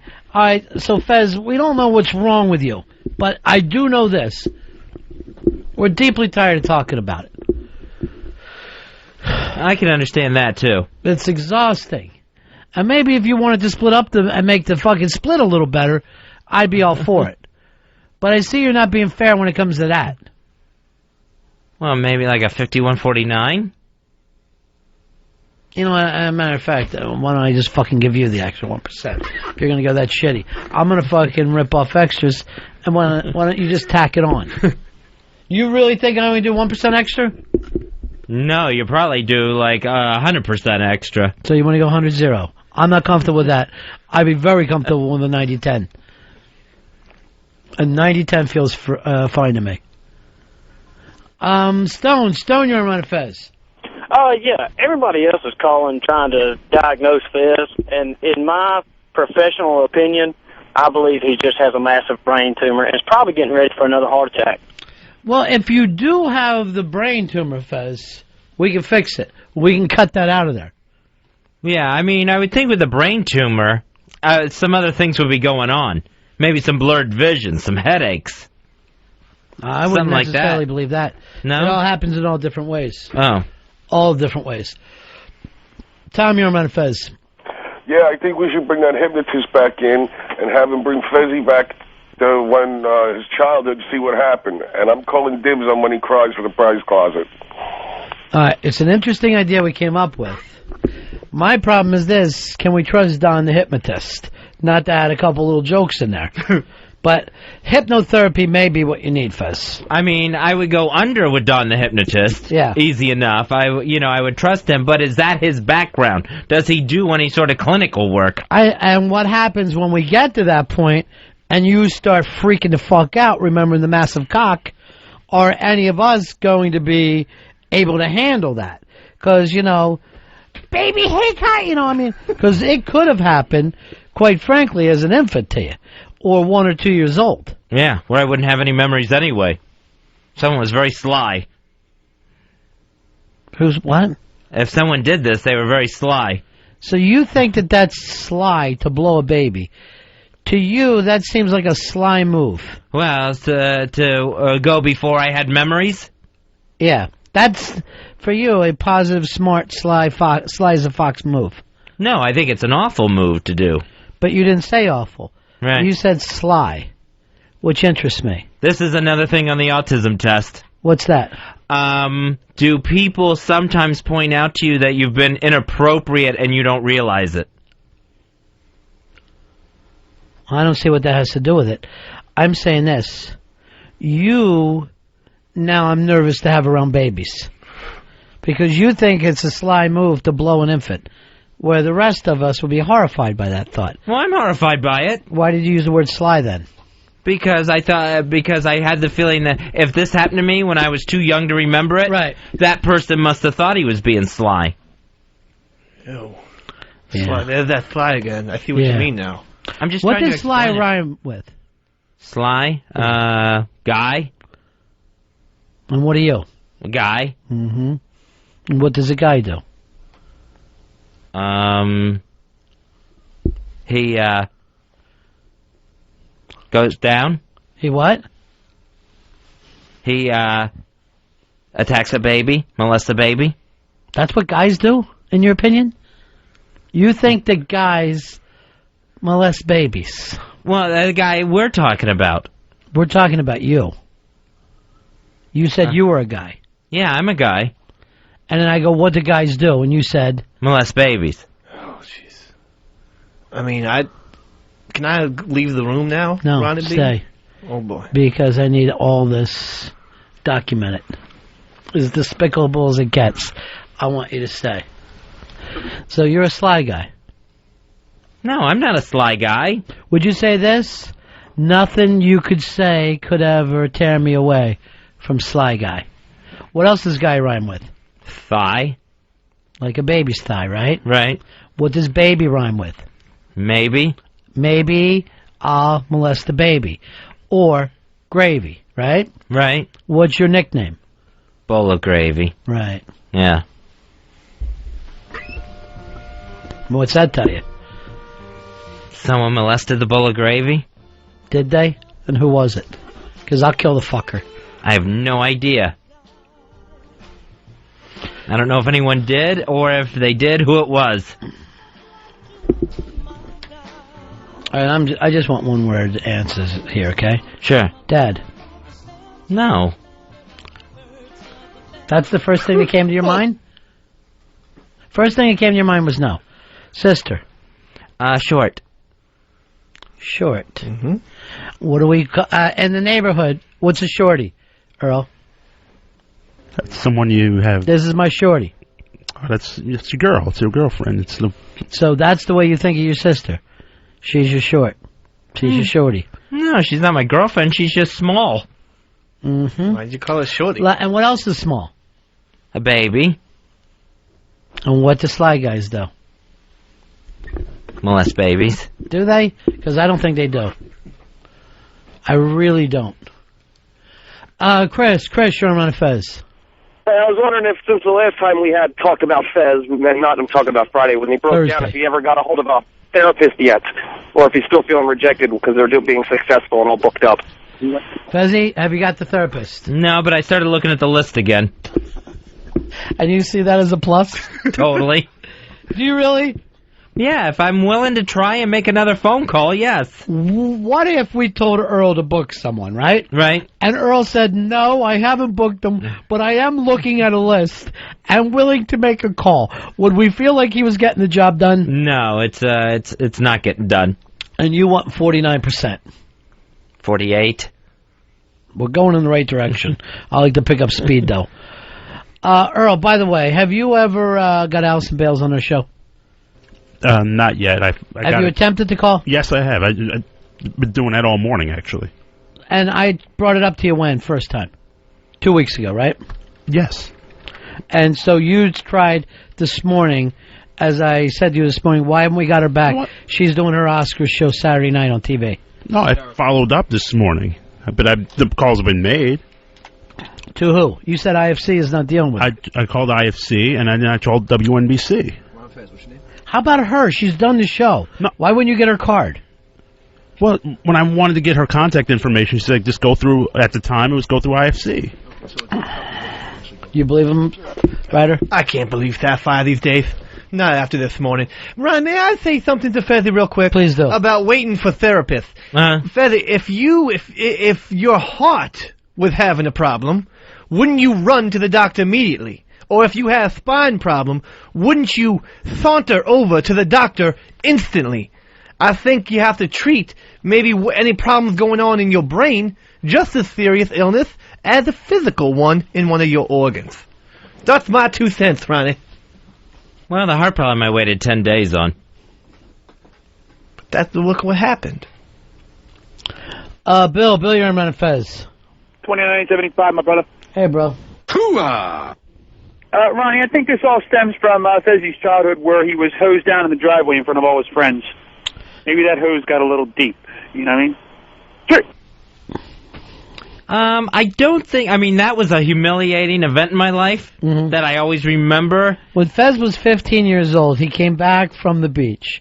He had sand down his pants, and your dad took you outside and hosed off your ass. Yes, but I wasn't 15 years old. I was just a little guy. Would you... How old? I think probably like 4 or 5. Uh-huh. And what was the humiliating part?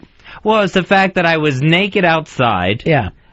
We were, like, on a carport, so it was completely wide open to the neighborhood.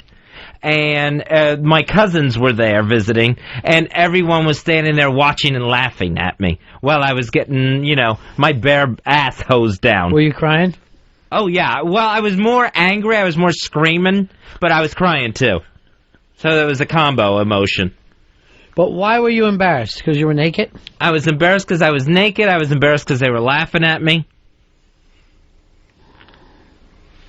And then I couldn't get away. But a lot of kids love being squirted with a hose when naked. You'll see them like, yay! You know what I'm saying? Yeah. But not to be pointed at and laughed at. I think any kid would pick up on that. What did they laugh at? That I was naked outside. But why was that bad? I don't know why it was bad. It just felt bad. You always felt like the body was something to be ashamed of. Oh, totally. Yeah. Still? Yeah, pretty much. Could you be squirted naked now by the rider? No. We recreate that, and you come out a winner. I'll have Earl pack your ass with sand, the rider squirt you with a hose. I appreciate the help and the effort. And I'll get the rally towels going. We'll have 300 people with the SpreadTheIris.com rally towels going. Ryder, you got a gig to promote Saturday night. Saturday night, Daddy, FH Riley's, everybody be there. First anniversary year party for FBA, the great spot in town on the internet. So many people there. FH Riley's, Saturday night around 8-ish. Jeff, you're on Fez. Hey, Fezzy, I just wanted to tell you, to book a psychiatrist, it's really tough. You can't just call the first one and expect that guy to see you. You're not the only motherfucker out there with problems. Just call all the way down until you find one that's got an opening. Yeah, that's just what I have to do. You're absolutely right. Because everybody's got problems, dude. You just gotta, it doesn't matter just because the one that you saw, you thought it was the right fucking address. Fuck that. Just call until you get an appointment. It's just a little hard to make that initial call. It's a little difficult for me. Matt, you're on Fez. Hey, guys. I was thinking, Ronnie, maybe if you did some word association with Fez, and maybe that'd help unlock those repressed memories. I tried it. When I said Dad, he yelled no. His sister, he called his girlfriend. That puts the kibosh on it right from the get-go. I called her short. Which is a shorty. This is how we work in the field of head trauma, where we'll go through this over and over and find out what your fucking brain is sparking about. Yeah, I don't think I meant any sort of relationship thing. You don't know what you meant because it's in your subconscious. Are you familiar with the subconscious? Yeah, I understand that. You have to think of your brain as a rotted out cantaloupe right now, Fez. And why do you think of it that way? Because there's something wrong inside it. There's something spoiled inside it. And it's what type of food is a cantaloupe? Fruit. Mm-hmm. And what are you? Fruit? Mm-hmm. Also, there's always a spoiled fruit. Go ahead. There's always flies buzzing around. Spoiled right. Head. Same and thing with flies. There's no flies around my head. Not that kind of fly. The fly is a zipper, right? Yeah. What's the ride in the carnival? The zipper. And who was a carny? You? Yes. Why do you say you like you don't know me? I know you. Yeah. And what's my name? Ron. What's that rhyme with? Con, correct? What is this? Fucking con. So you've got to be focusing all the time. It's difficult. Mm-hmm. Is it? Yeah. For everyone else, it's really easy. Really? Everyone else is just following along. For me, it's a little harder to follow along. What else gets harder? Cocks, right? Yeah. Something happened to you when you were a kid. Everything you ever notice, it's all about something big and hard. Oh, Ron, it's so hard. Oh, this problem is so big and thick and filled with cum. And I'm like, what? The way you're talking right now, it sounds like you were molested as a kid. I've never noticed that pattern before. I've never picked up on it. Yeah. It's there. Of course, I'm the patient. And Are you a patient? Because you refused even to make that call, Fez. Yeah, I've made the call before and I haven't made it again. You haven't made the call to who? A therapist. And what do people call therapists? Doctors. And what's the nickname? Shrinks. Shrink. What color does shrink rhyme with? Pink. And you're afraid to make the call. And what else is pink? Vagina. Right. So right now you're like, if I call, I may have to have sex with a woman. These are the things that are going through your rotten cantaloupe. Wow, this is bizarre. I had no idea any of this was going together. What's going together? Like all this association. Is it association, or are you just cherry picking and just reaching for things, non-existent things, and trying to pull them together? Gio, you're on Fez. Hey, guys. Yeah. You know what? I met Fezzy for the first time ever at the homeless shopping spree. Yeah. He was in heaven. Like, he was so calm. I asked for a picture. He stood there for 8. He was having such a blast. So maybe it's just like, maybe he wants to be homeless. Is that it, Fez? Nobody wants to be homeless, and I'm not homeless. You've been offered a wing of Anthony's house. Right. Instead of calling the psychiatrist, why don't we call a moving van and move everything over to Ants? What do you think, Ryder? Absolutely. They're beautiful people. Fezzy will fit right in. Earl? I think it's a wonderful idea. Melinda loves you. And I want you cut off from your family. I want you to think of this as a cult. You are going to have to bring a portable mattress. Not a lot of furniture over there, just hard floors.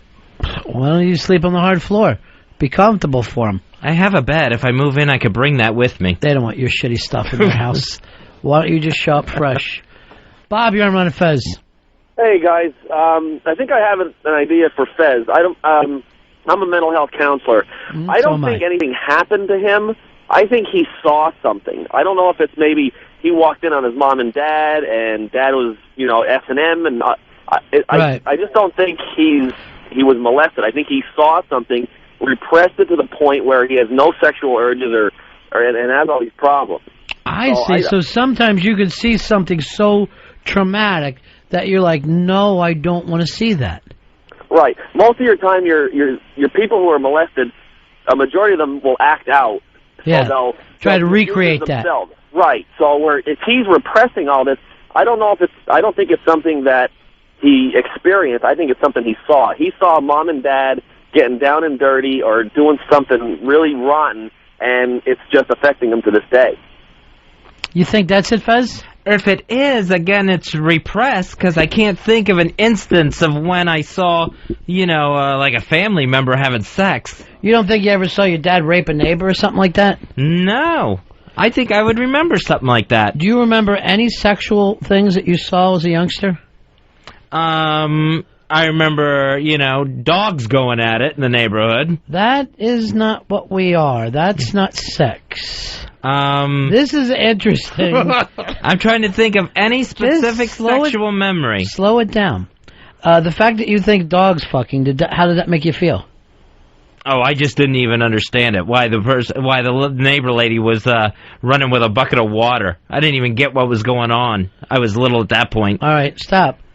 There's sex, get water, stop it, right? Right, yeah. All right, so let's not spin over these things. Okay. If you're the first sexual, to me, 2 dogs fucking is not sex. To you, it is. And what's the first thing that happened? Water.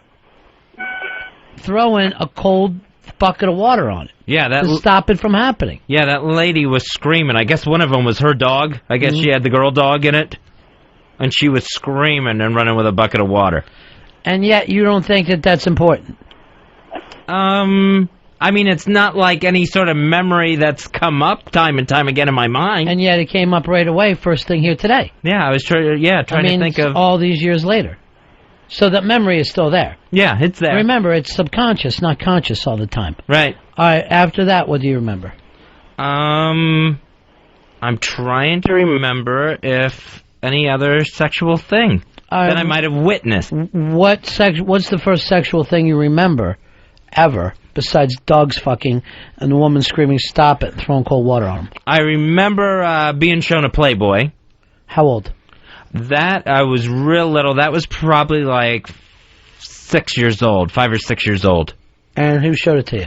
It was my brother and my sister showed it to me. So incestuous. That's weird. Corky and my sister, they had this. I don't know where it came from. I don't remember that. But I remember them showing it to me. And what did you do? Throw water on it? No, I didn't throw water on it. How did it make you feel to see this picture? Just, I don't want to say confused, but just... You're allowed to be confused at 6 or 7. Yeah, I guess confused is the right word, but, you know. What confused you about it? I remember the hair confused me. Mm-hmm. The pubic hair. Now, no way when you were 6 or 7 did you see pubic hair in Playboy. Because I know how old you are, and I know that Playboy did not show pubic hair in those days. I don't even think Playboy showed pubic hair until late 70s, early 80s, probably, much after Penthouse. Oh, okay. Then it must not have been a Playboy. Then why would you have said Playboy? Just for, instead of saying porno. I've never thought of Playboy as porno. Does it seem that way to you? Yeah, I would say that's a pornographic magazine, yeah. Interesting. What makes it pornographic? Photos of nude women. So it's not the sexual act. It's just a naked woman makes something pornographic. Yeah. Yeah, just the nudity. Ass is pornographic? Mm-hmm.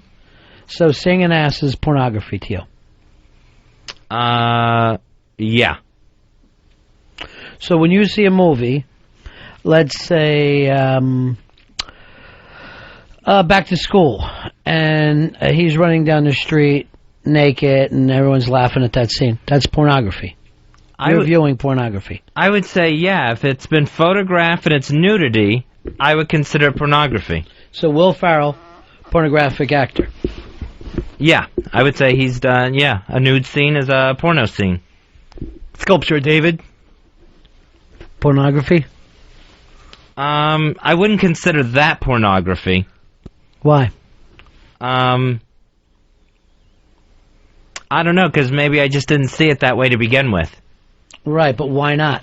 Why Will Ferrell, the world's most famous porno artist working today, and not the Statue of David, Michelangelo, the Bob Guccione of the age of the Renaissance? Very interesting. Yeah. Very interesting. There's some of these things. Anything, John? What's another thing for John, too, Fez? Toilet? Mm-hmm. Did you ever piss in a John? Yeah. On a John? No, in a John. In a John. What's another thing we call Johns in the world of hookers? Prostitution. Yeah. Customers. So, to me, ass pornography, Will Ferrell, pornographic artist. Doesn't even seem shocking to you that you would say that? Yeah, it doesn't seem to make sense when it's put that way. Earl. Yeah. You see Will Ferrell that way? No, not at all. Ryder? Absolutely not. I see him as an American dream come true. Deanna, you're on Run Fez.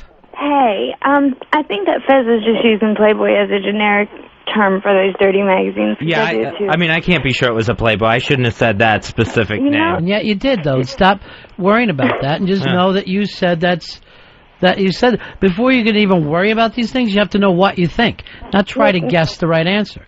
These aren't right answers. Me and my boyfriend fight all the time because I'm always trying to figure out what's wrong with Fez. I think he's like 8 years old. I think his mom doing whatever she did to him, like being mean to him when he was small or whatever, he's never grown up. That's why he's so, like, he spaces out and is, like, all into himself. That's why it's always about him. He picks on everybody else, but then when they pick on him, he gets, like, pissy. Because why is that, Fez? You only think that you have feelings? I really think it had something to do with that. That's why he doesn't want to be around other people. He just wants to be by himself and do what he wants to do. I don't think he's gay, because we talked about that. I don't think he's gay. I think he's just a little boy. All right, you and your boyfriend sit around and talk about Fez's We talk sexuality. about you guys all the time. We always fight about you. Like And you fight about it. we do. Well, it'll start out as a conversation, and then we just Screaming. Yeah, He's a little boy.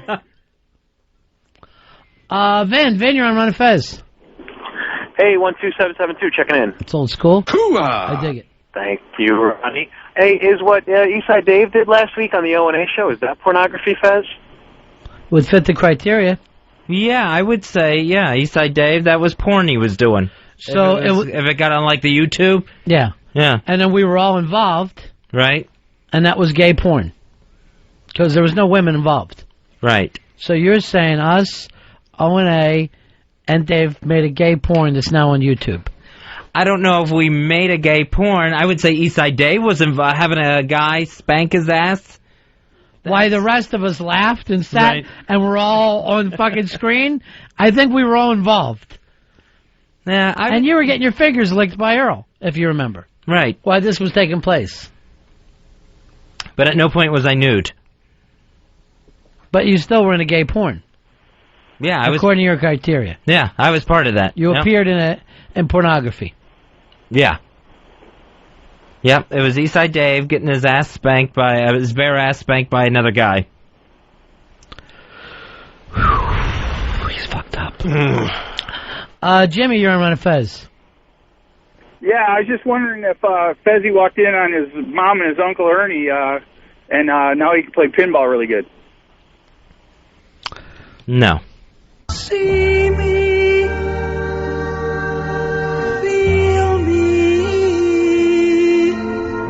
touch me, heal me, see me. Joe, you're on Run Fez. How you doing? I was listening to the Eastside Dave getting spanked, and I figured, there was some kind of sexual context going on. I'm not going to say who, but somebody in the room probably saw it in a gay way or wanted it to happen in a gay way. I'm saying Will Ferrell, in his movies, really doesn't do that. He just likes to show his ass. I'm not saying anybody gay really asks for something like that. Not really sure what his point was. Ooh.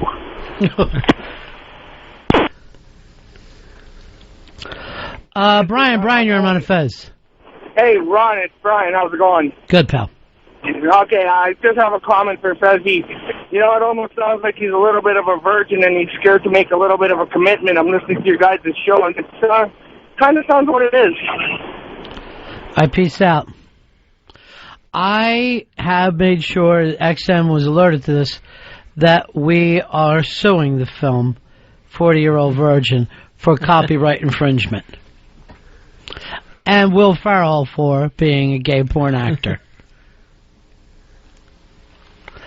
Here is Neil. Neil, you're on Run Fez. Yeah, what's up, guys? There's another layer of fruity psychosis. Fez just called it the YouTube. What is that? Because I know it annoys people now. So I will always make sure I throw a the on the beginning of it. You want to annoy the listeners? Well, I shouldn't want to, but I know that I didn't ask that. I said, do you want to annoy the listeners? You always try to guess the right answer. Why do you give a fuck? I want to annoy the people that bothers. I don't want to annoy all the listeners. But why do you give a fuck? Why do you care about doing the right thing? Before you even get on to judging, why not just know what you do and what you don't do? Well, it seems like you should always think about what's the right thing to do. Why is that? Is that why when you go to a movie, you can't decide whether you like it or not until you talk to others? Well, then, I'm getting, other input from people. But, yeah, I have trouble. Other input from people has nothing to do with your satisfaction. If you went to a concert and you're not liking it, but everybody else is jumping up and down, do you feel like you're missing something? Do you feel like you're not getting something? Yeah, I would think so. If I went to a show, and let's say it was fucking Britney Spears, and everyone else is jumping up and down, I would go, look at these naive fucking kids who really don't know fucking music yet. I would not think, what is wrong with me? I'm not getting it. And the same thing can be happen with fucking film or anything else. You do have your own unique place. And then at some point, you're going to have to own your own opinions, your own feelings. Yet you're telling us today you're not prepared to do that. Yeah, when I go to a movie, if I see a movie I really, enjoy while I'm sitting there, it really is a thing, I think, of being caught up in the moment and of enjoying the experience I just had, where, like, later on I start to think about different things that really, didn't happen for me in that movie. Critiques I would have had about it. I don't know what that's got to do with what we're talking about. At that point, it would be you owning the thing. But you told us when you see a movie, you don't know whether you liked it or not till you check in with everybody else, right? Right. And then when you hear the critiques, you start to agree with them. Yeah, I start to see what I agree with there.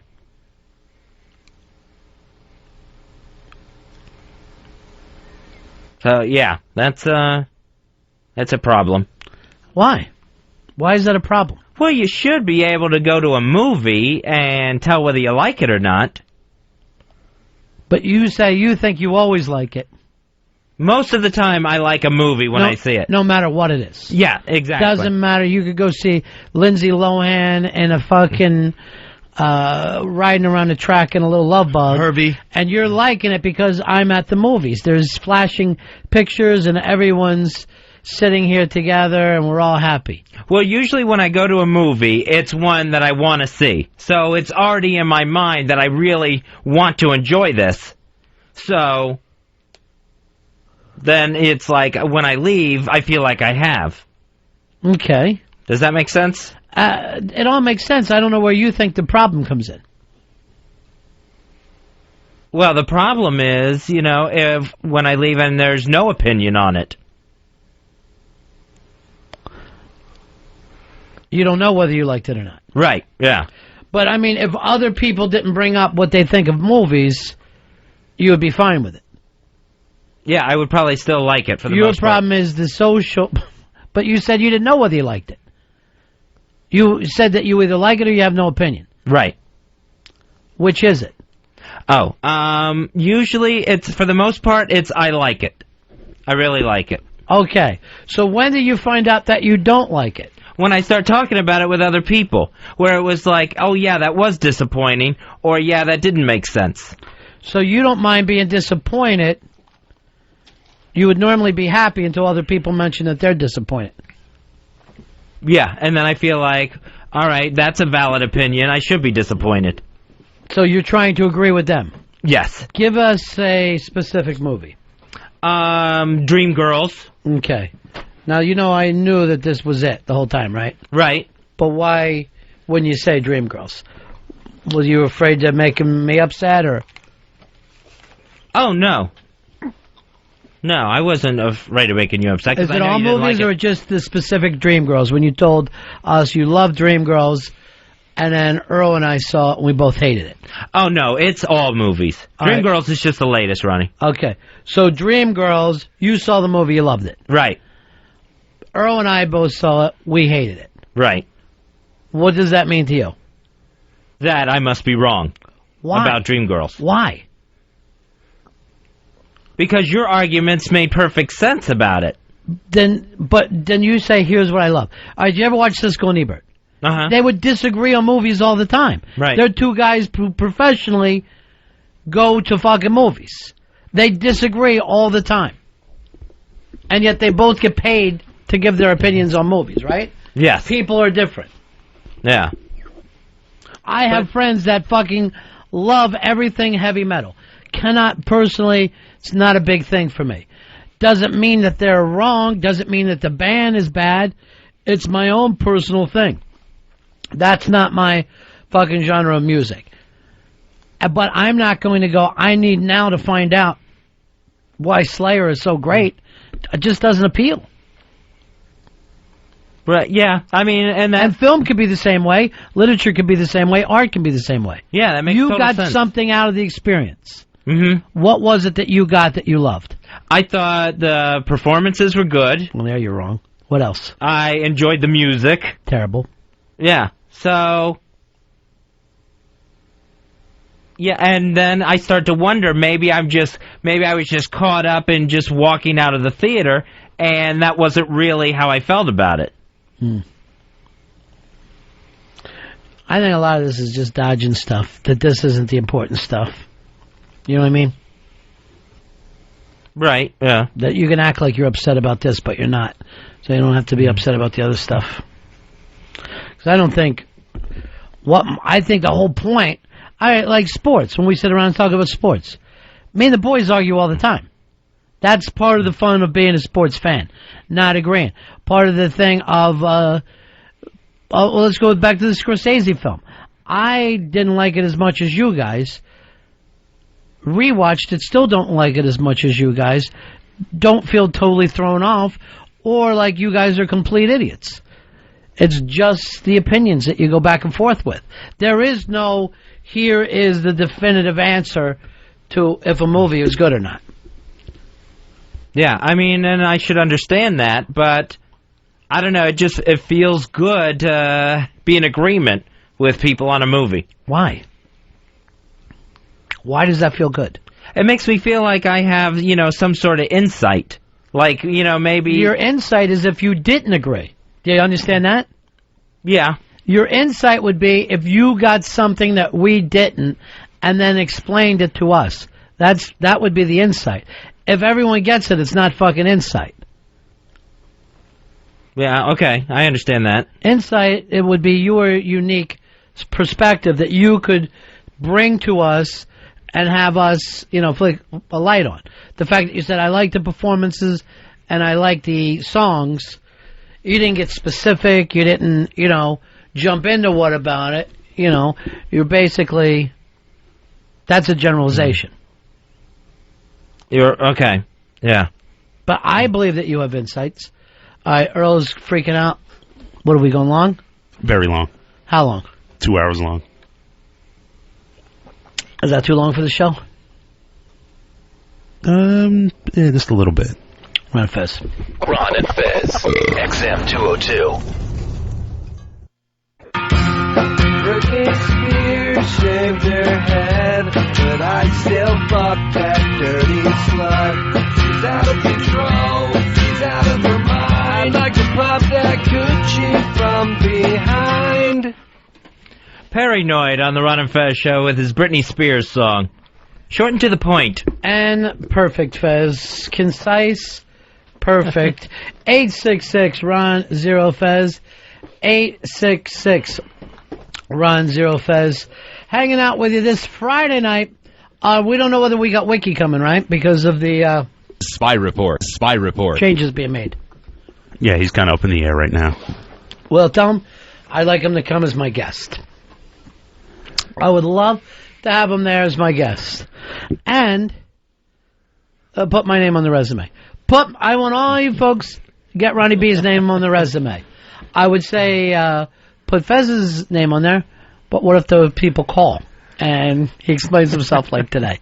How you feeling, big girl? Not so hot. Not so hot, or favorite show ever? No, not hot. What's not so hot for you today? Well, I just don't think I did a good job today. In what way? Of explaining myself or how I was feeling. I think you did perfect. I don't think I put it out there very well. There's no way you've decided now that you're autistic, right? I think so, yeah. How would us in the real world understand the autistic world? It's impossible. We've always looked at those kids going, I wonder what's going on in their head. You at least attempted to try to us. I do have some bad news, though. Spy Report. Spy Report. Anthony and Melinda have decided not to have you move in. Really? Yeah. Well, that invitation went fast. Basically, and I'll break it down and just give you the condensed version, but this is too fucking weird, is all I heard. Too fucking weird. Was it both? Or was it more Aunt than Melinda? I think Anthony finally put his foot down. Well, there goes that idea. Mm-hmm. Right out the window. Well, now it's better because you can be alone. Having a tea party with a bunch of bobbleheads. Buccaneer bobbleheads. Dennis. Dennis, you're on Fez. Hi, buddies. Yeah. First, before I make my point, I want to let you know, Ronnie, that Earl has been a dream. We've been talking about my possibly going on the show, and Earl has been responsive and responsible, put me on the guest list for the party on Friday. Well, now, why would you come on this show, Dennis? I'm sorry? Why would you come on this show? Oh, I'm the comic book artist that we spoke. The comic book artist from Marvel Comics? Oh, okay. Okay, yeah, fascinating, clearly.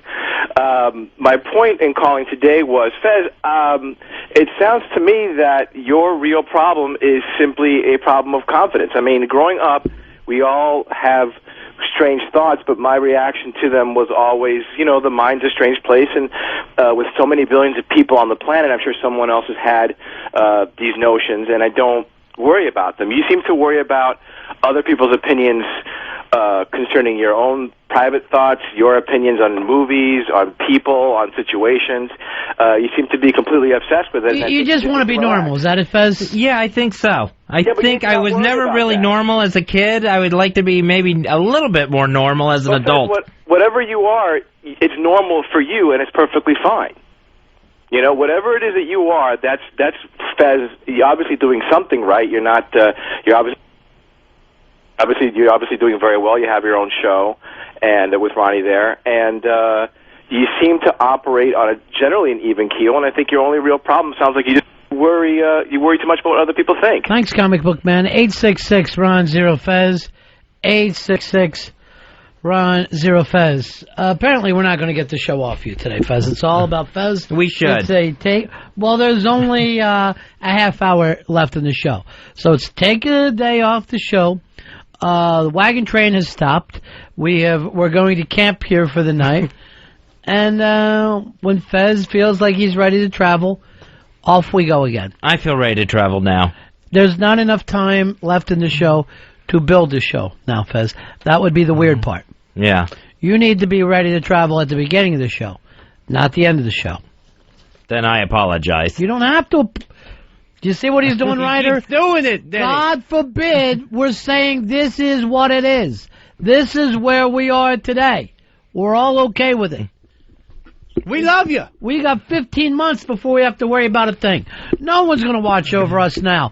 We can sit in here and spitballs for 3 hours. You think anyone's going to care? They're going to go, what about my job? What about my job? Do not worry about anything.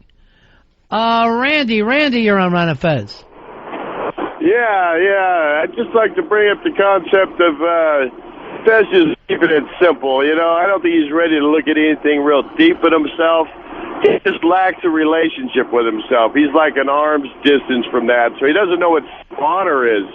And self-honor doesn't, like Ron, you're his best friend, right? And he has hope and trust and faith and all that kind of stuff in you, but he doesn't have that for himself. So I would suggest, I'm a truck driver, drives all night and watch the sun come up every morning. And in the morning, I've noticed, is the most honest I can be with myself. So if Fez to get his butt up in the morning and start doing some writing and stuff like that and just do some soul searching, keep it simple, and find out who you are, develop.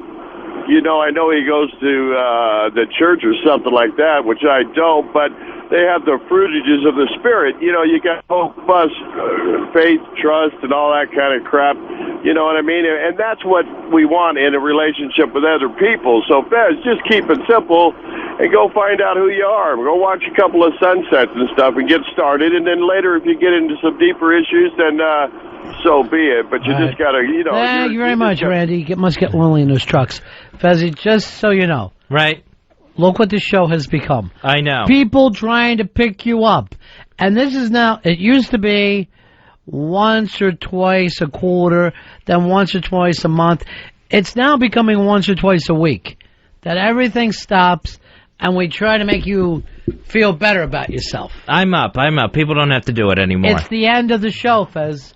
The show cannot flip back to being a show now.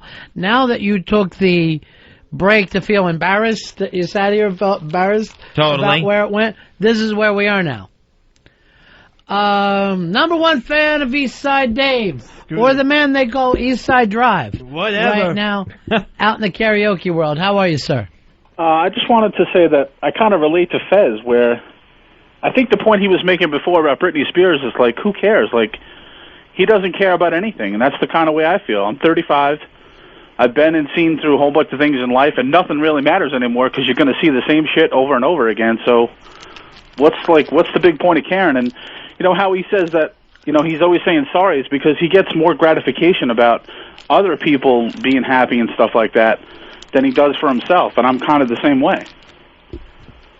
I don't know if that's the truth. Well, that's the way you seem to be. To me, like, you lost any validity when you had #1 fan of Eastside Dave. Anything that came out of your mouth from that point on was dog shit. Eric, you're on the Ron and Fez show. Hey, buddies. Hey, buddy boy. Ron, you mentioned Siskel and Ebert. Now, the guy who had the bad opinion, he's dead now. Oh, yeah, that's true. Bad opinions kill you. He was the negative one. Yeah, he was. He had a brain problem. I mean, if we're going to keep it on Fez, can I just say one thing that I was thinking about during the break? God forbid we should get it off Fez. I am not going to back into topics because the callers are not going to let us go now. Yeah. Okay, because he said the first sexual thing that upset him was watching two dogs have Two dogs fuck, yeah. And what happened? They got water thrown on them. Yeah. Then another weird, embarrassing situation, sexual thing that happened to him, water thrown on him naked in the driveway by his daddy. What I'm trying to say is that those two dogs made him ashamed of having sex because of his father throwing water on him. And in sex with a woman, wetness. Exactly. Approval rating there. So water, and also I do notice, you know, just in the morning, because I am the producer here, and I like to get Fezzy his water, he goes through quite a bit of water. Yeah. So I think, as if it was on his little balls. Exactly. That's exactly what I'm trying to say here. Every time you drink water, Fez, I'll be thinking of your dad hosing you off. Now, see, those two things should not go together. But why not? Because I'm just thirsty. It's not like I'm imagining myself in the carport getting hosed down. You don't know the subconscious mind. Right. That's what the writer's trying to tell you.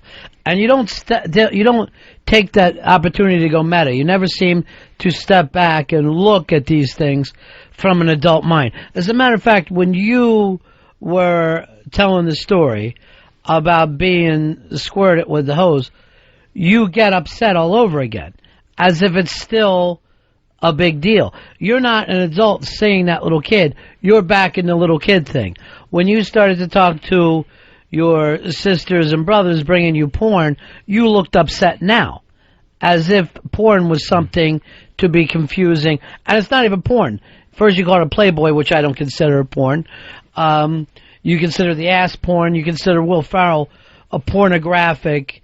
Look at him wiping his palms off. You noticing that? Be very nervous because the wetness has started, right? Yeah. The moisture. Yeah. And Palm which is wetness. like the hose. It's almost like you're naked in front of the world now, being hosed out. Yeah, with people pointing and laughing. And no one's laughing, though. You know that, right? Right. Well, maybe no one And in here's the the room. thing. Your worst thing is hearing them laugh, right?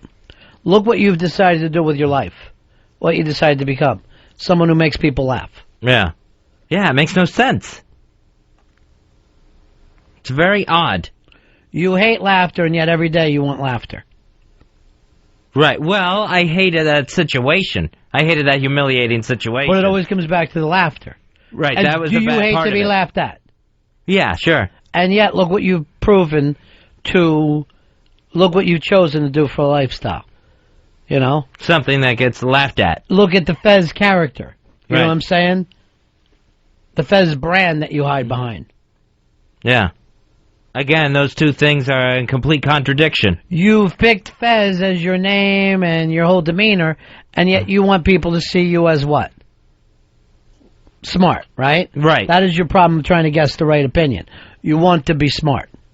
Yeah, I would like to be considered smart, yeah. But then you picked Fez Whatley as your name. A silly name. And a silly character, right? Yeah. Yeah, it's you're right. It just makes no sense putting the two together. Right. And at the same time, you and I have had this exact conversation how many times? Again, hundreds. At least. And what do I always tell you to do?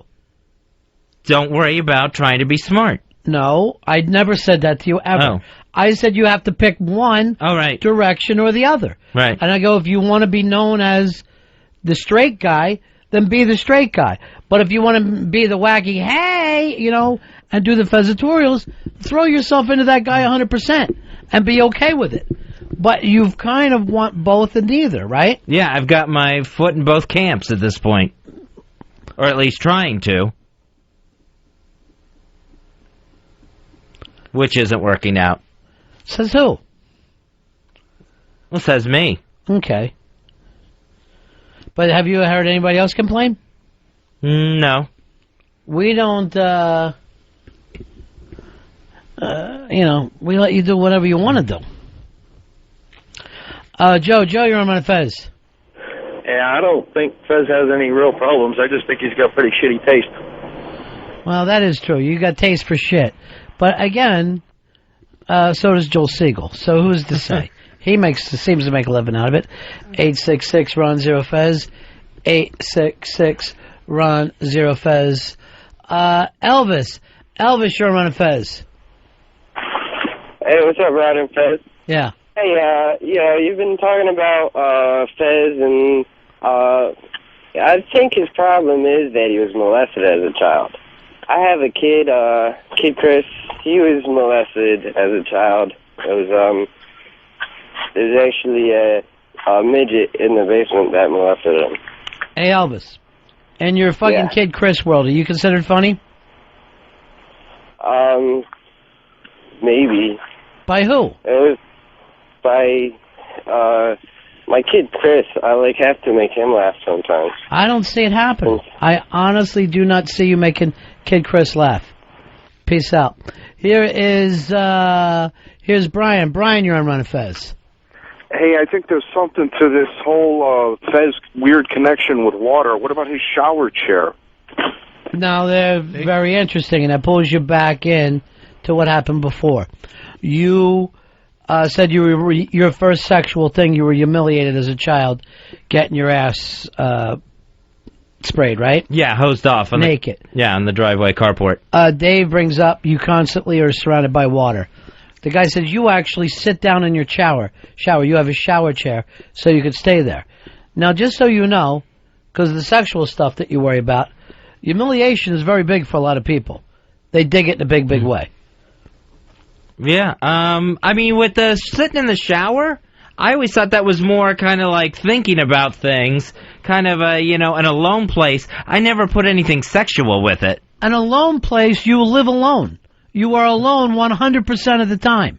Why do you need to get away from everything in the shower? You don't have 8 kids and a wife to hide from. Yeah, but it's just that it's relaxing in the shower. It's relaxing to just sit in there in a steamy shower. Yet you have no tie-in with that was the big thing of your life, that you were hosed down naked. No, I never connected those two. And saw the dogs getting water thrown on them. Right. The bucket of water. But also, may I just ask this? When you're in the shower chair, are your thoughts positive or are they negative ones? If they are negative, sir, you must avoid water. I'm being dead serious. You know what? The ancient Romans would actually bathe in olive oil and have their slaves come by and scrape them off. Go for that look. You want to try that? No, I mean, you're not getting a thing of olive oil. You just rub the olive oil on you. Right. And then they have this thing almost like a rake that takes the olive oil off. It smells beautiful. It does. You would smell so much better. Well, I don't think a smell is an issue here. I don't know. I'd probably be embarrassed to have olive oil scraped off of me. You do it yourself. Oh, okay. Who's going to embarrass you? And again, what are you embarrassed of? What could you possibly have that no one else has? I'm guessing a dick and an asshole. I'm guessing that's the 2 fucking things that you're embarrassed about. That's all I have. But why be embarrassed? I don't know. I've always been embarrassed. I don't, like taking my shirt off, any of that. Yeah, I've always been embarrassed. Because you've always done it doesn't mean that you have to. The past doesn't equal the future, my friend. You can move on now. You can leave it behind, as U2 says. Leave it all behind, just like you're going to leave that body behind one day. But you want to make sure you're living while you're here, right? Totally. You ready to start living? Ready. Get out of the fucking shower. Stop reliving the fact that your cousin saw you getting the sand poured out of your ass? Yes, want to. Do you? Because I'm not saying it. All the water around you constantly. Do not give him a drink anymore. No more. No more drink. Seriously with that, Fez. Let's at least try it. All right, I'm willing to try it. No water tomorrow. RJ, you're on Fez. Hey, I just wanted Fezzy to feel better. People aren't laughing at him on this side of the radio either. Ouch. Those are the things that hurt. Listeners? Sometimes, yeah. Would you like your show with no listeners? Hard Rock Johnny. Hello, boys. Hey, Johnny. No water for Fez on Friday at the Hard Rock. I won't have any on the table for him. You notice we're not pushing the gig anymore. Everything's falling apart. I know. There's a whole list of things we need to promote. Fuck it. It's not going to get done today. I got a spy report. Good, finally. Eddie Trunk. Spy report. Eddie Trunk has been let go from XM. Again? Again. And this time Piazza had nothing to do with it. That's a lot. Yeah, twice now. All right, Johnny. Starting to add up. Goodbye. Bye-bye. Thank you, Hard Rock Johnny. I need somebody to help me with you, Fez. Somebody who knows what's going on in the world. Jay Moore. Hiya, boys. Hey, buddy, it's been forever. Hey, Jay Moore. It's been forever. Hi, Fezzy. To quote Christopher Walken in At Close Range. Hiya, boys. Looking good. Fez, it's amazing to me that you're not Catholic because everything you say, my wife goes, I understand that. I know exactly how he feels. I think I could go a year without enjoying smells. Like, that's the conversation we had driving to Vegas for 4.5 hours. I want you to talk to your beautiful wife and see if Fez couldn't move in with you half the year. And we will shuttle him back between Anthony and it's two funny guys with loving wives. Well, one's just a loving live-in, but to me, it's common law. Common law. What I say with the black people, it's all common law. So you could shuttle back and forth with these two couples, Fez, until maybe you're normal. A masculine man and a very feminine woman with both couples. I'd be living on both coasts. Yeah, that's, if you will. That's a bi-coast. Here's the problem with that scenario is he'd have to fly every 2 weeks across the country. True. So 1 week of his visit would be ruined with anticipatory dread. That would be a problem, just getting me on the cross-country flight. I got a news for you here, super train. What about a super train? I don't think we have one. 4.5 days you can be there, Fez. 4.5 short days. That's not so super. And you're just... I was just going to say that. 2 men trampled going for the same punchline. Yeah, you're just sitting there like with a little stuffed animal in a tiny suitcase in your same seersucker suit as you're going across state after state. Going to see my West Coast family. Here's the other thing that kills me. Do you notice all the women love Fez every time? I wish I could take care of Fez, they say. But because he saw water thrown on two dogs fucking when he was a little kid, he wants nothing to do with them. I feel like telling women, I saw two dogs fucking and someone screamed and threw water on them. And maybe they'll take me home. I think it's the desperation in how I say it. In what way? I sound really pathetic. Now you're being hard on yourself, aren't you? Hey, Ronnie. Yeah. Did you see the movie Venus? I did. I saw it last night. I thought it was probably the best movie I saw all year.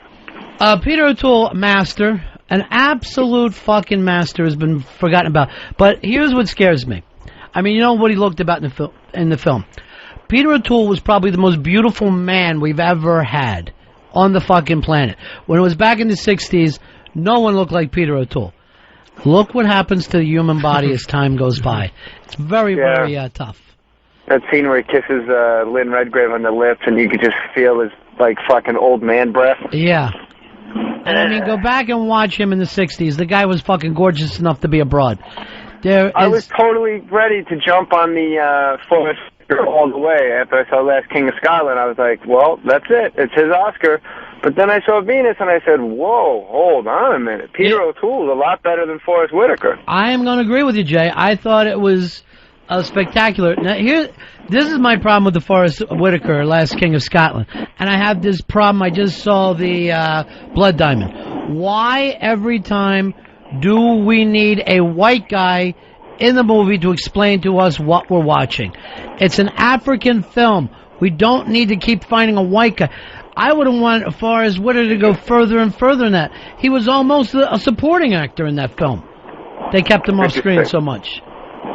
That kid should have been nominated for that movie too, probably. I'm tired. The Scottish kid was fucking excellent. white guys. I'm sick of them. How about, did you like Notes on a Scandal? What was it? Notes on a Scandal. On a Scandal was phenomenal. Yeah, I did like that quite a bit. So my top 3 movies of the whole year are like Venus #1, absolutely. Like, it moved me, that movie. And then I Notes on a Scandal, and then King of Scotland and Borat. But Borat was, like, what I enjoyed the most the whole year. And he should be nominated for Best Actor. Ryder, what was your favorite film of the whole year? Departed, without question. Let's go. Earl? Departed. Let's go, he said. V for Vendetta. Hey, Ryder, welcome back, Ryder. Ryder is back, yeah. Thank you, Mr. Moore, Mr. Hollywood. Thank you, Daddy. No, I'm Mr. New Jersey. I'm getting over Hollywood. I'm getting over. Just getting these bills paid, my nigga. You know what I'm saying? All right, now Earl's hurt. And by the way, OB would really like to talk to you, Jay. No. We're gonna straighten it out. I had to go to court a couple times, and I had to get those papers notarized for him. But other than that, we're gonna get the whole thing taken care of. I talked to him last week, and he's going like this. I know. How's Jay? The only thing missing is the phone call on my end. Right. I got the papers notarized. All the paperwork, all the weirdness is taken care of. Not weirdness, but you know what I mean. I know. Have you noticed how much the Midnight Rider sounds like Adam Sandler and Waterboy?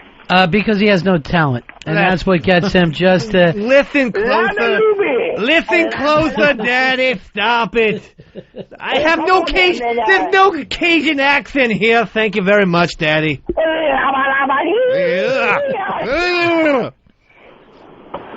All right, Jay. Oscar prediction for Best Supporting Actor. Do you care? I honestly, I could not give it to Eddie Murphy in a million years. But he will get it. I have to give it to Eddie. I have to give it to Eddie because of what he's done over a million years. I don't... I got two words for you. Norbert. And that fucking takes me away from anything that he's done. And I thought that film was actually terrible. His part was nothing to me. Who's on the supporting list there? The guy from Blood Diamond, I think. Who is amazing. That guy was actually as good in everything he does. Alan Arkin. Oh, he's going to win. I would love Alan Arkin to win. I want to hear that speech when he says, oh, this is great, thanks. That's pretty good, actually. I like Marky Mark, don't forget about him for The Departed. I already have. Do you mean Huntho for Blood Diamond, the black guy? Rider. I did as much in the Departed as Marky Mark did. There really wasn't a lot of Marky Mark. We had the exact same impact on that film. The only thing I really thought Marky Mark had at the very end, where he had the big fake dick on. That I thought. No, that wasn't The Departed. Okay, right. So I made a mistake. All right. That was just the part. I'm human. Will you explain Smoke Pants to me? Because I started listening to you guys after that came up. Well, my dream is to come up with a pants that is just smoke that stays close to the skin. So you're covered up and you're walking around, and it's just a thin layer of smoke, almost a fog, that stays around the body. And I think it will look great on women. I think it will look great on guys. I agree.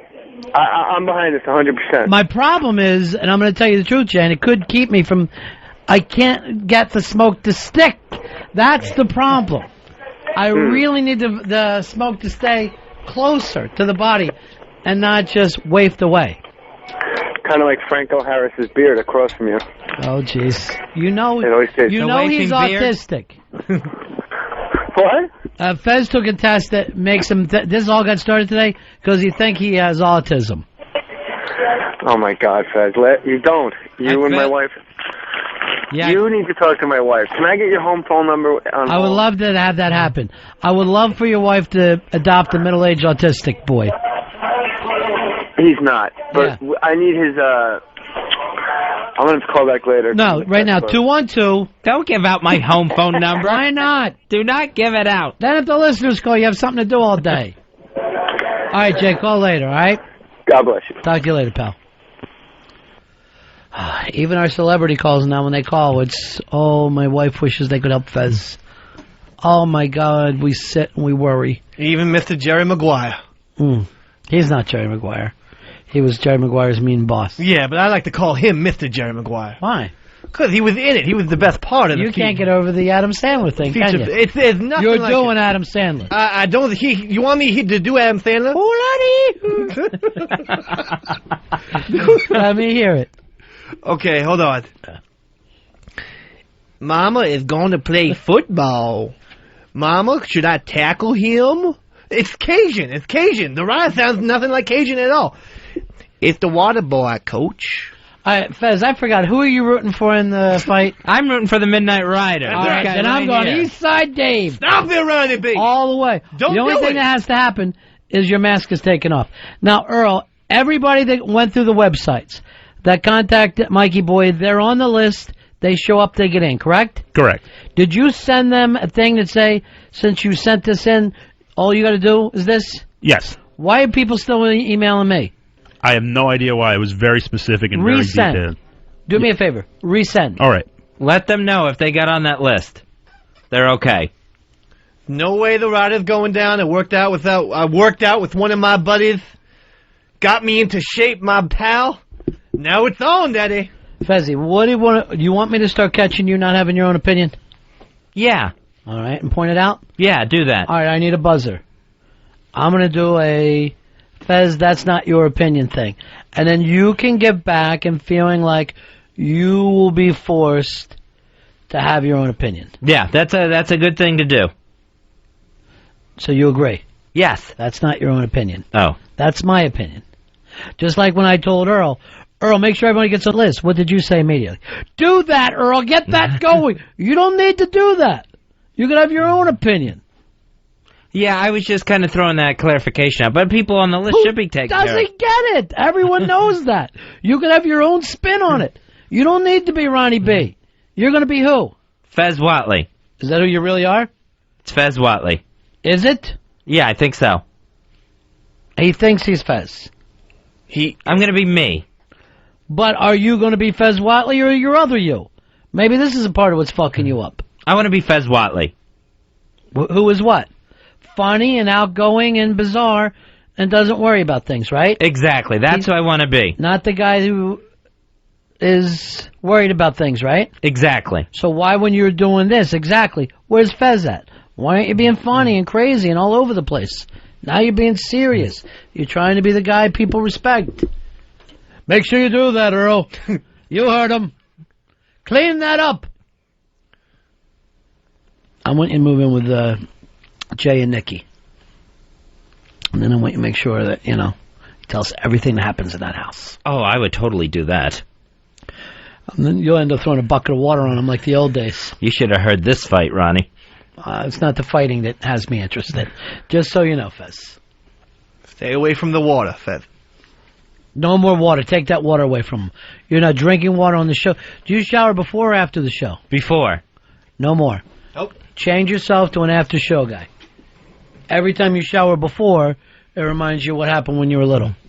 All right, I'm going to try the anti-water therapy, too. What's that? Staying away from water.